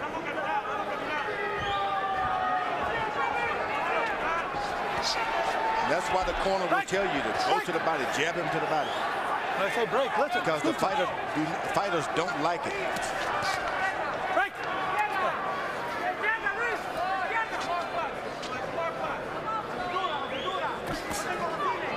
Floyd Patterson, if he jabbed you to the body a couple of times, you can believe he was getting ready to throw that leaping left hook.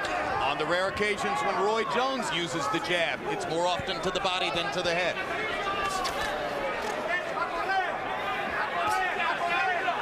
There's Mayweather upstairs with the jab. Pop, pop.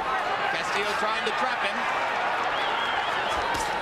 Back to the stomach with that jab. That's an excellent idea. And this is when Mayweather's really fighting his fight. When he can go to the body and make you follow him around. Castillo manages to dig a left hand to the body. And now pops a right hand upstairs as Mayweather is backed against the ropes. It's abundantly clear Castillo has no chance in the center of the ring. He's got to back Floyd up against the rope. That's what he's got to do, and he's doing a good job of it. You just can't throw the punches hard when you have them against the rope. You're going to miss. You got to take the power off and get the accuracy in.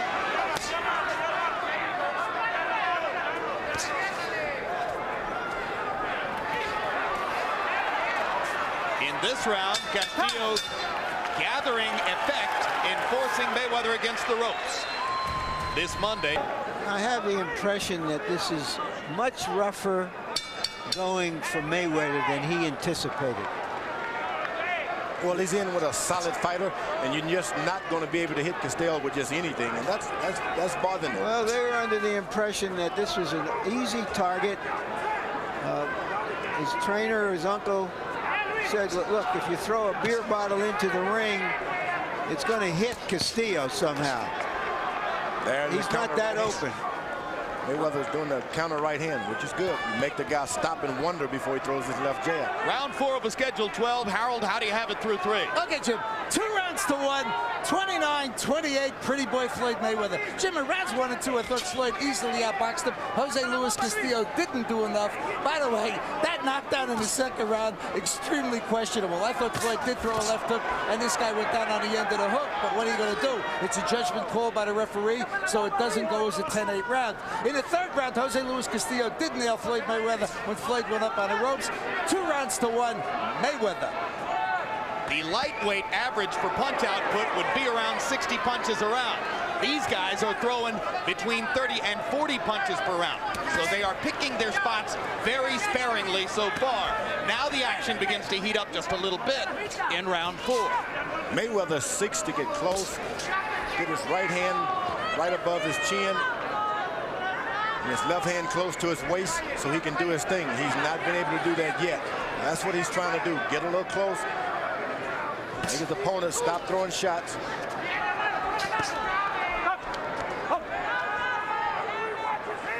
Keep that head up. Watch pushing down. Those left jabs to the body early was working good for Mayweather. Now he's stopped. Stop! Stop! I'm not going to tell you again. When I say stop punching, okay? Keep that head up. Mayweather's going southpaw again. You know, Castillo's trying to make a brawl out of it, which is what he is supposed to do. Mayweather shooting a right uppercut as Castillo stepped by. And that's when you've got a butt already. You don't want to turn southpaw too much. Cut by a butt. Stop! Let's go. Let's go. Mark. Now Trulich telling Castillo not to hold. He's already warned him about punching after the break.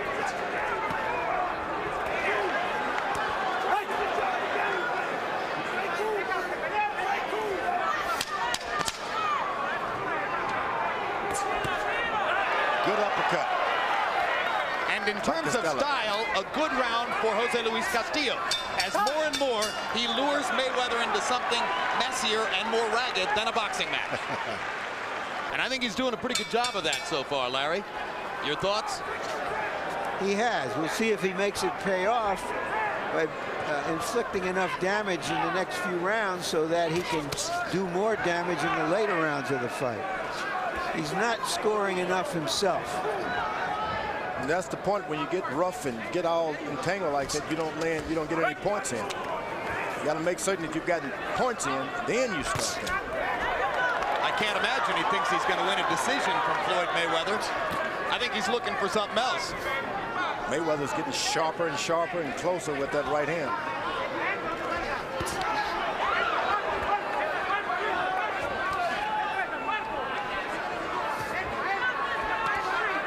The only hope with a master boxer is that he gets tired. Here's a ripping left out of that southpaw stance by Floyd. Now he turns back around to the conventional stance. Castillo reaching with a looping left hook. If you can't get them tired, you got a rough night ahead of you. The way to do that is keep a body punch on them at all times. Jab into the body, slap into the body. Almost impossible for Castillo to land 2 or 3 punches in a row. Mayweather's so quick and elusive. Doesn't mean that Castillo shouldn't try to throw 2 or 3 or 4 punches in a row. You just got to do it, because if you can throw 1 shot, you can throw 2 if you're just not leaning, lunging forward. Get him against the ropes and go for it. Mayweather popping Castillo with a little uppercut to make space and get away. Castillo more and more just wading in, getting close at any cost so that he can try to bully Floyd. Vernon Forrest said after his great victory over Shane Mosley that the way to beat speed is with a jab, and Castillo does not have a jab that is very effective.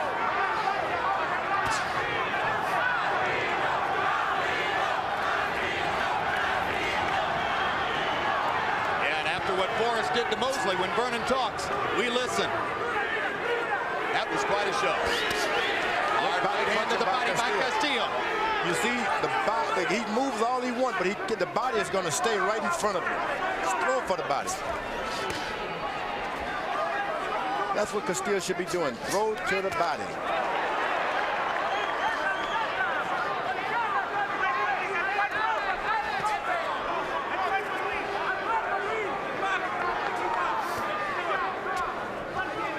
Like all of Mayweather's opponents, Castillo said, I'm going to pressure it. Few have succeeded to the degree to which Castillo has succeeded so far doesn't necessarily mean he's winning the fight. Mayweather smiling, that means something went wrong.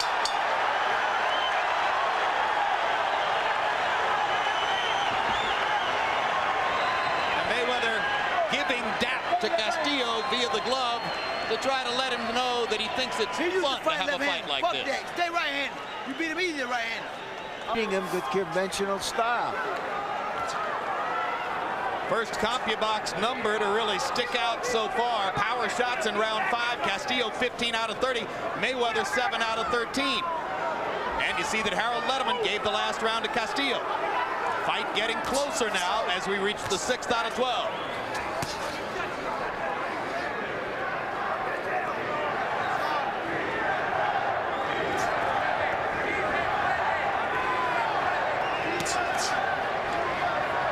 Here comes that USA chant again. Floyd must feel like he's back at the Olympics. That has a lot of effect on the opponents too, because Castillo was expecting a big turnout for himself, but there's a good crowd out there cheering for Mayweather.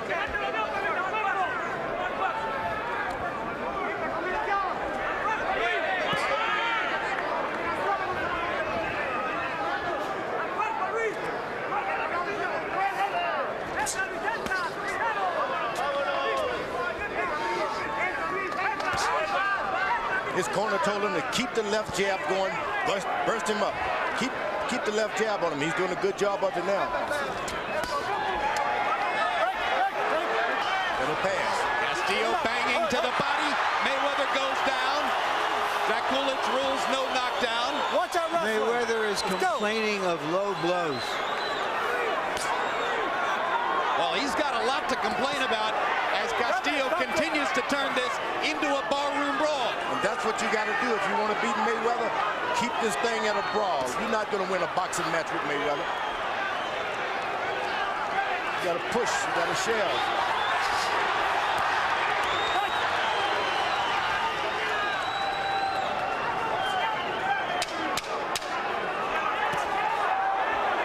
Good counter left hand by Mayweather as Castillo stalked him into the corner. Castillo lands a straight left and backs Mayweather into the ropes. Floyd punching back. Another good round as the fight continues to grow in intensity. Hey, stay away from the rope. 4 punches in the round, doubling Mayweather's CompuBox estimate. And among them, 19 out of 29 power shots. Big round for Jose Luis Castillo. Harold, how do you have the fight scored halfway through? Okay, Jim, I think the champion, Jose Luis Castillo, certainly caught up in rounds 5 and 6. Without question, the first 4 rounds were dominated by Mayweather. I gave Castillo the third, but in rounds 5 and 6, Jose Luis Castillo seemed to take over simply because Floyd Mayweather laid on the ropes and let Castillo, who's up 2 divisions, basically the welterweight, just stand there and hammer Floyd. Floyd's got to stay off those ropes or Castillo's just going to hurt him. I have it 4 rounds to 2 for Mayweather. They're back in the center of the ring momentarily, and now Castillo pounds Mayweather back into the corner with a hard right-hand shot to the body. Floyd still thrown upstairs, lands a straight right hand, but Castillo's good chin is showing up. That's when those extra pounds start to work against you. When you start being hit in the body by those extra hard 9 pounds. Mayweather shouldn't allow himself to be hit in the body. So what you're saying is that Mayweather has gotten into the kind of fight where Castillo's 9-pound weight advantage could be a factor. It could be a factor because he's allowing them to hit him in the side and in the chest. It takes everything away from you. Your corner can't tell you to do anything because you don't have the stamina anymore. Well, Stevie Johnson said that since he became champion, he thought that Castillo was fighting better than he ever had before. He's a big, strong lightweight, and Mayweather has all he can handle.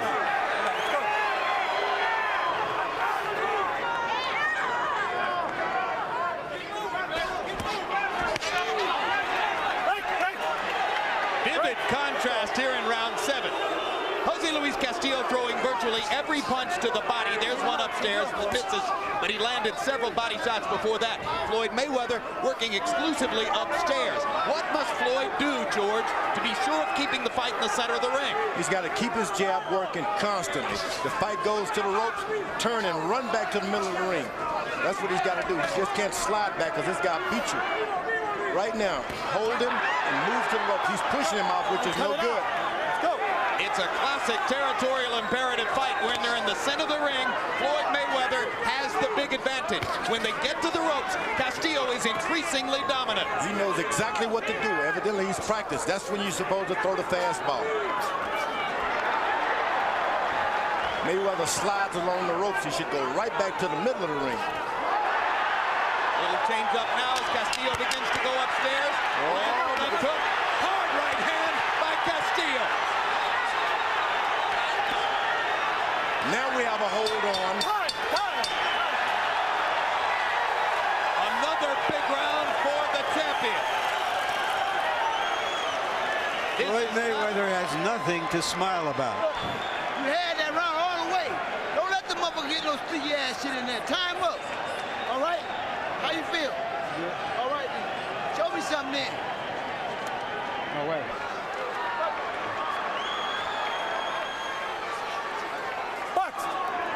Power punches through round 7 by CompuBox estimate. Jose Luis Castillo landing 75 power shots to only 30 for Mayweather.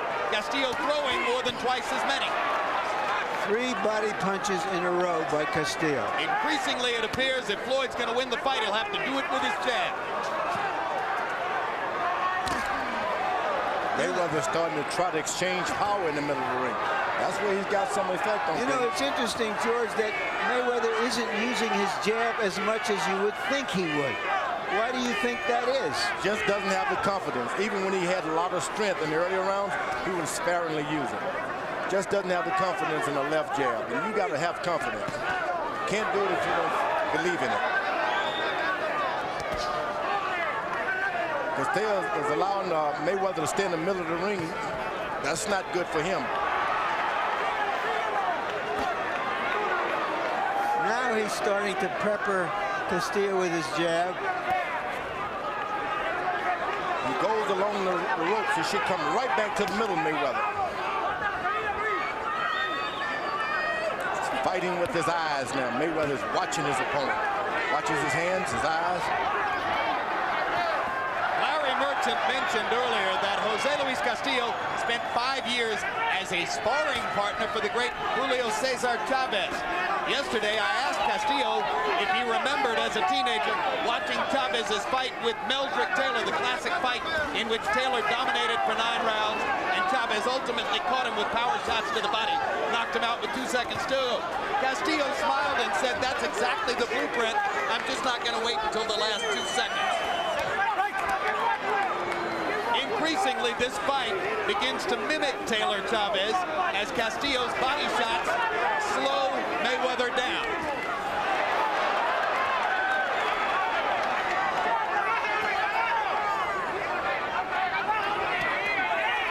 Another hard right hand to the body by Castillo. Mayweather working the jab, trying to reestablish tactical command.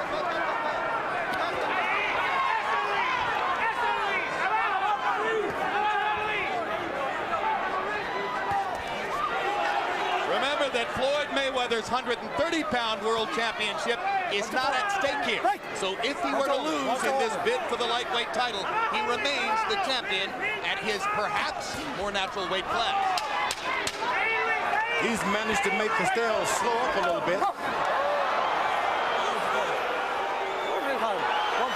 Drakulich removes a point.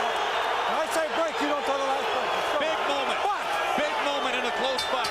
That's what you want a referee to do. I feel this referee has been altogether too involved in the fight, too officious. Forget about. He says break. That's what prompted the deduction. Mayweather only threw 4 power punches by CompuBox numbers in the 8th round. Question, is his right hand hurting him? Mayweather loved the old rope-a-dope, if you know what I mean. Allow a guy to keep hitting you until you get your strength and he loses his. There's the right hand by Mayweather. Perfect counter shot as Castillo came in.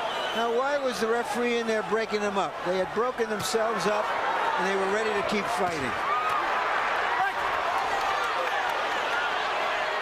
Watch it. Calm it down now. Calm it down. Let's box. Let's go. What do you mean, calm it down? It's a fight.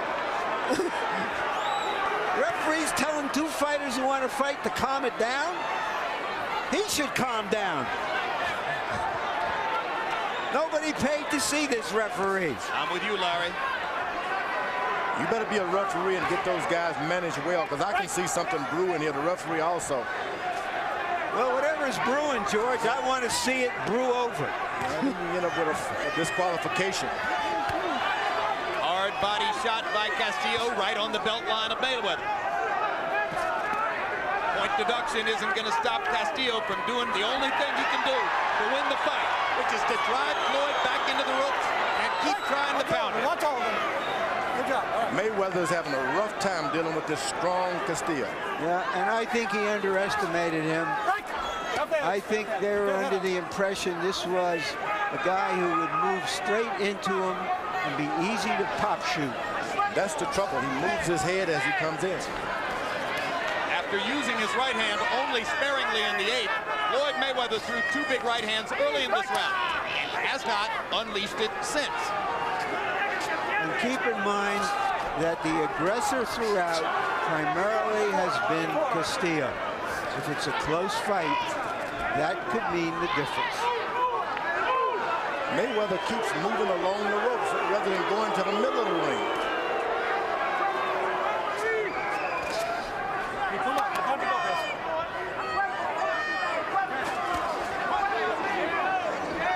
And even as you talk about Castillo being the aggressor, Larry, I can just hear the viewers in the audience thinking, well, wait a minute. Mayweather is promoted by the local promoter and lives in Las Vegas. If there's a close fight, maybe that could make the difference. I'm enjoying this fight too much to have to deal with that right now, Jim. But there's only one Las Vegas judge among the 3. One from England, one from Thailand. The good thing about Mayweather, he's been able to get those jabs to the body in the earlier rounds. So Castillo's throwing a lot of power shots. This could wear him down as far as power. Those few magic punches in the earlier rounds can really help you if the fight continues rough like this.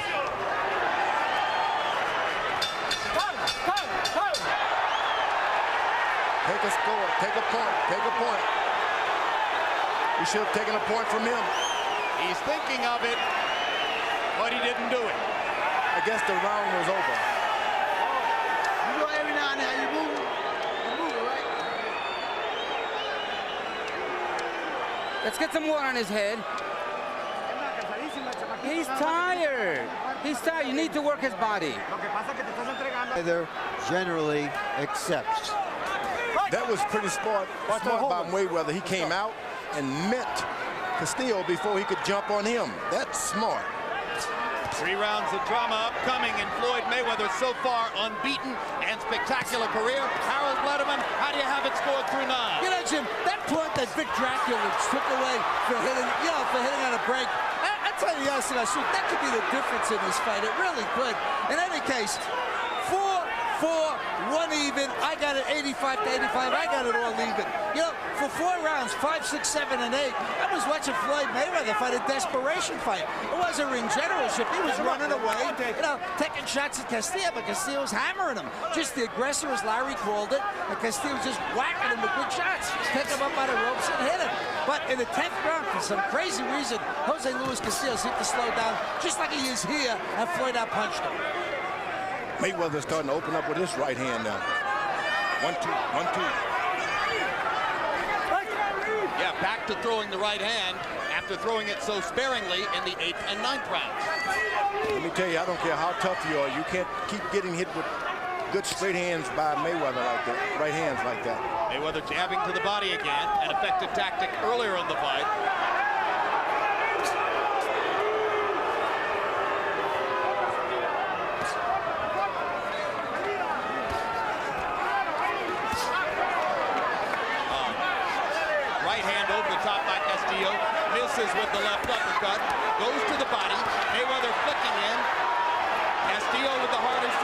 against the ropes.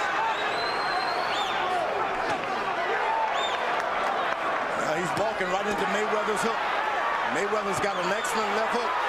Just can't walk into it. You got to bob and weave before you go there.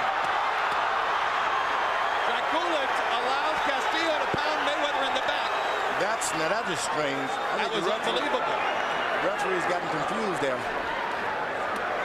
Stop! Off the head. Stay off the head. Stay off the head. Keep the head up. Let's go. Stop! I'm going to tell you last time, quit pushing on. Last time. Warning Mayweather for pushing off. And shy about pushing off, Mayweather takes a series of big shots against the ropes. Castillo just missing with an uppercut shot. Castillo's walking right into Mayweather's hook. His right hand. Neutral corner. Neutral corner. One corner. One corner. One point. One point. Watch that elbow. Let's go. Watch. So there goes the point deduction advantage as now Draculic evens it up by taking one from Mayweather.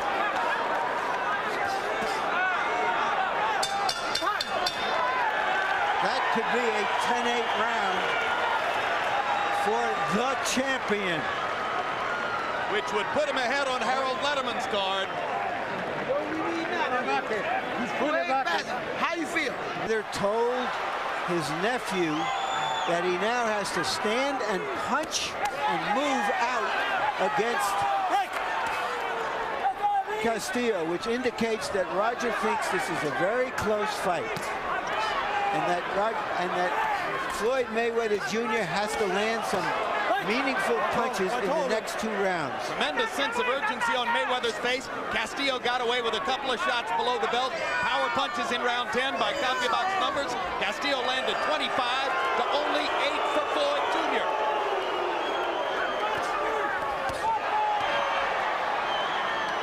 Floyd Mayweather expected this to be a royal coronation. Step up into the lightweight class, add another championship. Jose Luis Castillo didn't. Told Mayweather to sit down on these punches. So you got to dig in and has dictated the terms of the fight. Mayweather is fighting Castillo's fight because he has to. Well, Mayweather like to get in there and mix it up like that at some point of the fight. He like to stand there and just let the guy shoot. I think and wait for a shot. He loves that. That's to his credit. He loves it, Mayweather does. Yeah, that's to his credit. He knows what he has to do, and he's trying to do it right here. Brilliant flurry by Mayweather there. This is not instigated by Castillo. This is instigated by Mayweather. Absolutely, and there's a brilliant left-right combination there. And another combination. And Floyd Mayweather suddenly giving as good as he's getting. The only thing is those extra 9 pounds that you bumping up against, that can wreck you. Yes, and as Castillo leans on him, you wonder if Floyd's legs will hold up. If you see Castillo take a backward step, then you know that Floyd Mayweather has won a battle of such. Body shots by Castillo. Tough round to score. Flurries by both fighters. Close Mayweather is not backing up at all. This gives you an idea of the versatility of Mayweather, who can box and move, and now he is standing and delivering and taking.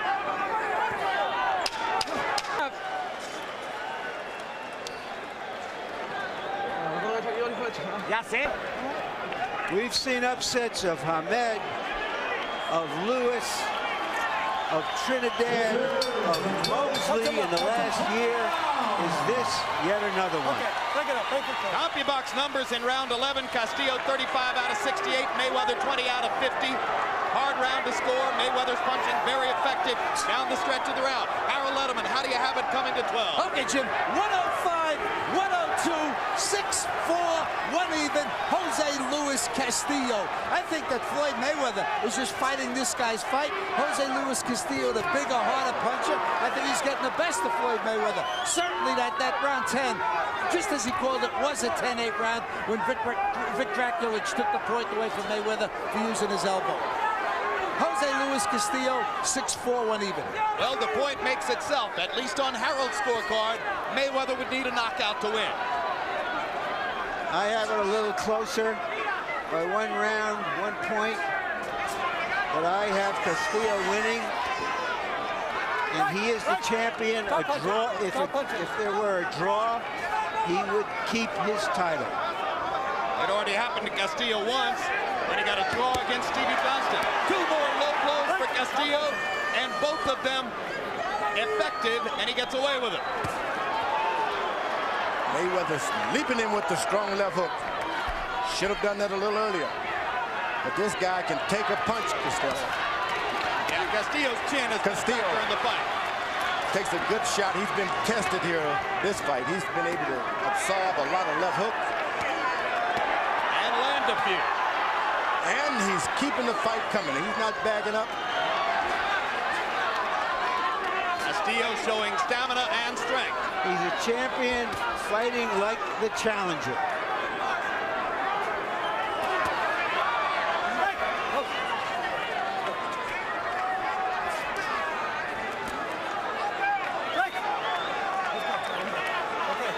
Jose Luis Castillo took a major payday. The assumption was he was selling his title. He is here to show that he is here to keep his title. He's earned it tonight. He's taken everything Mayweather had and gave him something. They called him Pretty Boy Floyd, and he rapidly became the most celebrated member of the 1996 American Olympic team after entering the pro ranks. First one to win a championship, 27-0 coming into today. Regarded himself as one of the very top pound-for-pound fighters in the world. Did he bite off more than he could chew? Did he underestimate the difficulty of moving up in weight against a tough veteran champion who knew how to come in and make Floyd Mayweather fight his fight? Who will the judges choose in this rousing battle in Las Vegas?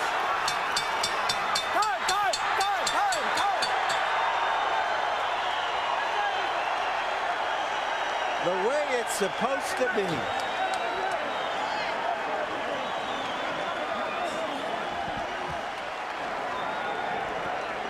I thought Castillo retained his title.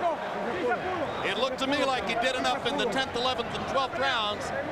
If the fight was hanging in the balance, Castillo remained the aggressor down the stretch. Harold Letterman, the greatest judge of all.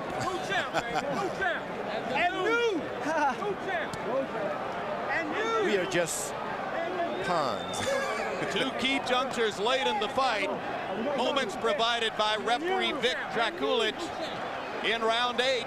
It appeared a tremendous advantage. I agree with you 100%. In the championship rounds, 10, 11, and 12, Jose Luis Castillo just took control of the fight. 115, 111, 7-4, 1 even, Jose Luis Castillo. Once again, the judges are Anna Kongtongkam from Thailand, John Keane from England, Jerry Roth of Las Vegas, who is regarded as a judge who favors the aggressor. Let's go to Michael Buffer for the official results. Ladies and gentlemen, here at the MGM Grand in Las Vegas, we go to the Budweiser scorecards. John Kane and Jerry Roth both have it 115 to 111. Anik Hongtongkam scores it 116 to 111 for the winner by unanimous decision and new lightweight champion of the world, the undefeated Pretty Boy, Floyd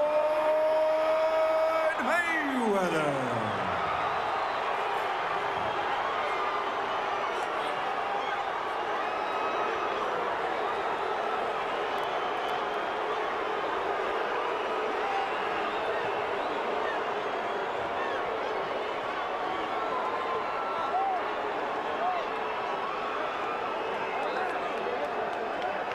Not the fight we saw. Definitely not the fight that this announce team was watching at ringside. Not the first time it's happened. Final CompuBox numbers, and these numbers will dispute the outcome of the fight. Castillo, by CompuBox numbers, landing 46 more punches, throwing 58 more punches, landing at a higher connect percentage rate. Power punches, more big advantages coming for Castillo. landing 107 more power punches, throwing 226, or check it, yes, 226 more power punches, and landing at a higher connect percentage rate. The only category in which Mayweather would have had a statistical CompuBox advantage would have been in the jab category, but that was not the nature of the fight that was fought here. And right now, Larry Merchant stands by with Las Vegas resident and the winner here, Floyd Mayweather Jr. Thank you, Jim. Congratulations, Floyd. You went out in the last 2 rounds with instructions from your trainer, your uncle Roger, which he said you had to stand and fight him. Were you under the impression that the fight was very close at that time and that you had to pull it out? Well, first of all, before I even, answer that question, I want to say, Grant Boxing, he got the best gloves in the business, the best outfits in the business. We don't do commercials. Well, I'm gonna give him some props. Of course, I know you don't, but this is my time to shine, and so let me have my, my piece and speak my piece. I want to thank God for this victory. I mean, it was tough, The last, my last training day, I hurt my rotator cuff in my left shoulder, so I wasn't able to use my jab like I wanted to. My left wasn't as strong as I wanted it to be, but I ain't want to have no excuses like like other champions. When they get hurt, they don't even show up to the fight. I get hurt, I keep fighting. I want to bring the fans, big All right, fights. now, but answer the question. Were you under the impression, given the instructions from your corner, that you really had to stand and fight him? Uncle said I was wearing him down, so he told me to, he told me that in all my big fights, if you wear a guy down like around the 10th and 11th, 12th, stand there, and break him down. So I wasn't even worried at all. I was out boxing him easy. Was he much tougher than you anticipated? You, after all, said this was an easy fight en route to bigger fights. Well, you gotta realize, I beat this guy with a messed up arm. My arm is messed up. But I don't have no excuse. I don't ever back down to turn out fights. So it was a harder fight than you anticipated with what you came into the ring with? With one arm, yes. One arm, yes. If you want a rematch, we can do it again. So are you suggesting that you think, given the fact that a lot of people here believe that he won the fight, that you think you should give him a rematch? This is boxing. You have ups, you have downs. He was a good fighter. It was a good fight for both of us. It was a good learning experience for me, and I'm looking forward to moving on. All right, you moved up in weight and you fought a very strong lightweight. Yes. Did you find out that it was a little different than you had anticipated? No, not at all. I fought the best lightweight because that's what I want. I want an exciting fight. So I moved up to fight the best lightweight they got out there. And like I said before, I took my time and went out there and did what I had to do. Thank you very much, Floyd. Congratulations again. And now let me talk. Supone que deben ser imparciales, pero en esta ocasión no lo fueron. Y bueno, ya estamos en pláticas, ahorita hablamos con Directa, ¿no? Ojalá y sí se concrete. Yes, I think they favor him because of that. The judges should be impartial, but this time they didn't call the right decision. But I already have a guarantee that I'm going to have a rematch. Where did you get that guarantee from? Esa garantía que te dieron no era revancha. ¿De dónde? ¿Quién te la dio? Bueno, me la dio el señor Aru, ¿no? No dijo que probablemente se hiciera la revancha, pero no puso fecha. Hay que sentarnos a platicar. I got it from Bob Arum himself. He didn't give me a definite, but he said most likely we'll have a rematch in the near future. Did you feel that your strength overcame his quickness in this fight, and that by being the aggressor, you were dictating the fight? ¿Sentiste tú que tu fortaleza, lo fuerte que tú eres, contrarrestaba la rapidez de él y eso hacía tus peleas a tu favor? Sí, porque él sentía mis golpes y corría un poquito más fuerte, ¿no? Cuando sentía el golpeo mío. Y bueno, eso también, por eso se quiso intercambiar golpes, vio que era mucho más fuerte en los últimos rounds y mejor optó por correr, ¿no? He felt my punches, and this is why he a lot of times he stood there and tried to trade with me, but I was punching too hard.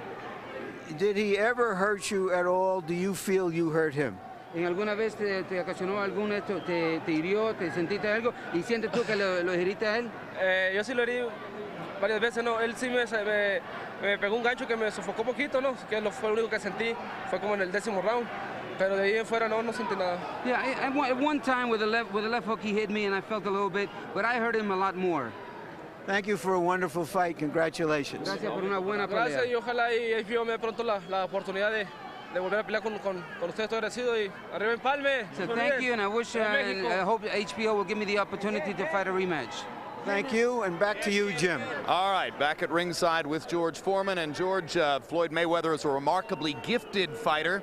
Surely there are some out there who are saying right now, more gifted than ever.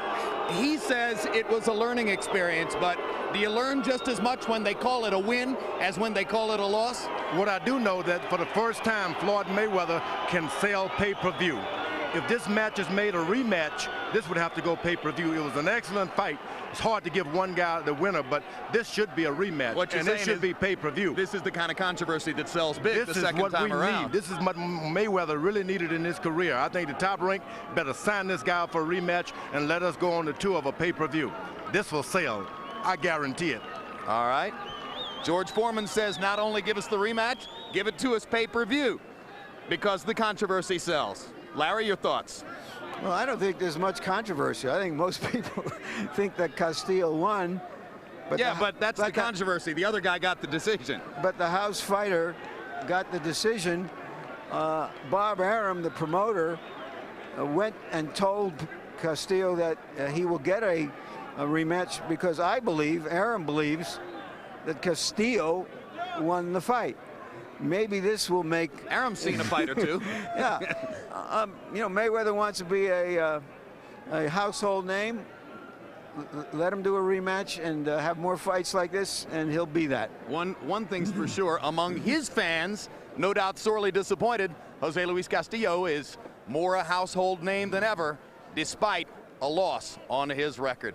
Well, we'll have a final word on what happened in this ring doubleheader in just a moment. Now let's look ahead to some upcoming The Harder Puncher. And then Floyd Mayweather Jr. seemed to be in hot water down the stretch against a Jose Luis Castillo, who was able for most of the fight to roll Mayweather back against the ropes and bully him to the body, occasionally landing shots upstairs. But Mayweather got a surprising unanimous decision and adds the lightweight championship to the ones he already held at 130. Next on HBO, stay tuned for 6 Feet Under on the East Coast and the premiere of Cats and Dogs on the West Coast. And now for our entire HBO crew, I'm Jim Lampley saying so long from Las Vegas. The executive producer of HBO Sports is Rick Bernstein. Tonight's edition of World Championship Boxing was produced by Dave Harmon and directed by Mark Beaton. Feature producers Gil Knight and J. Blake Lewis. Associate producers Thomas Odelfelt and Israel de Herrera. Assistant to the producer, George Jakovic. Production manager, Mark Hayden. Technical supervisor, Bob Hunter. And the technical director was Colby Bourgeois.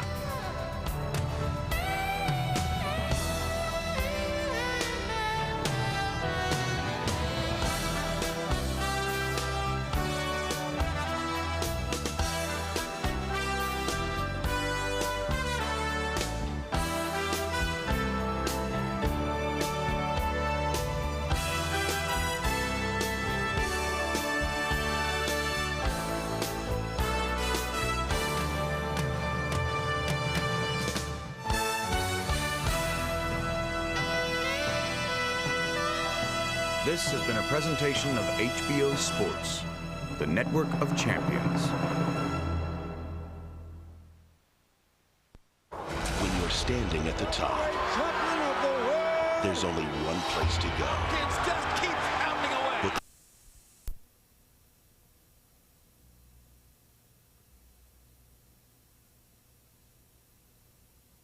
Boards. And that's where they beat you up, and Indiana couldn't recover from that in points in the paint and offensive rebound points. So when those things break down and your threes aren't going and you're not making the 2-point field goals, which Indiana really struggled, 4 for 20 in the first half, then you've got serious problems, because before the night's over, when your threes start to break down, that's when you saw Maryland build that 15-point lead and finally win by 12. Indiana's bench and their grit and their toughness had been huge in the second half of this NCAA tournament. The big comeback against Duke, the strong performance against Oklahoma, but really in the last 10 minutes of this game, Indiana kind of fell apart. Outscored 22-8, only able to hit 3 out of 16 field goal attempts, didn't get to the line. What was it, fatigue? What was it? Was it Maryland's defense down the stretch? Oh, I think it was Maryland's defense. I don't think there's any doubt about it. I think also the physical power just wore you down. Guys like Mouton is very strong physically on that baseline. Nobody talks about him. And then Baxter, Wilcox, they just got the best of their front court. They dominated them defensively, Digger. As sloppy as Maryland played in that first half, where they had a chance to build those early leads from 12 to 15, never got there for one reason. They were forcing it too much inside, and they forgot about Juan Dixon, who went 4 for 4. And then all of a sudden, you just saw the thing happen in that second half at the end of the game. Even though Indiana came out and hit the threes early, But when you look at Maryland's defense and holding Indiana to 52 points, that to me is why they just controlled the boards and controlled the game with Dixon. We talked about it. Some national championships are masterpieces. Some are a little bit ugly, but in the end, it doesn't really matter. It's a championship. And Maryland, with Gary Williams in his 24th year, he says he's a slow learner. The trophy. He admits it. He gets his first national title. The Terrapins own Atlanta on Monday night. Hey guys, lots more from Atlanta coming up as we head inside Sports Center. Coming up in 7 minutes, the big unit trying to pick up where he and the Diamondbacks left off. Then in 25, talk about your brave new worlds. Imagine if the Atlanta Braves had some offense to go with that pitching. It looks like they may. And Mike Davis capturing the emotion of March Madness. We'll look back at the tourney's most enduring images precisely 47 minutes from right now. Also ahead, Chan-Ho Park going to fit right in with the rest of the Rangers pitching staff. He keeps serving those up. Skip, going to need somebody up in the pen. And you know, aces aren't always high. 2 of them laid low on opening day. The Rocket Rock, and that's Pedro spelled with 7 R's. Every day. Good night, Russ. More tax professionals are embracing IRS e-file. Night, Russ. So instead of printing your income tax returns, they're sending them electronically. Take it easy, Russ. E-file is accurate, secure, Good night, Russ. and faster than paper, which means you get your refund back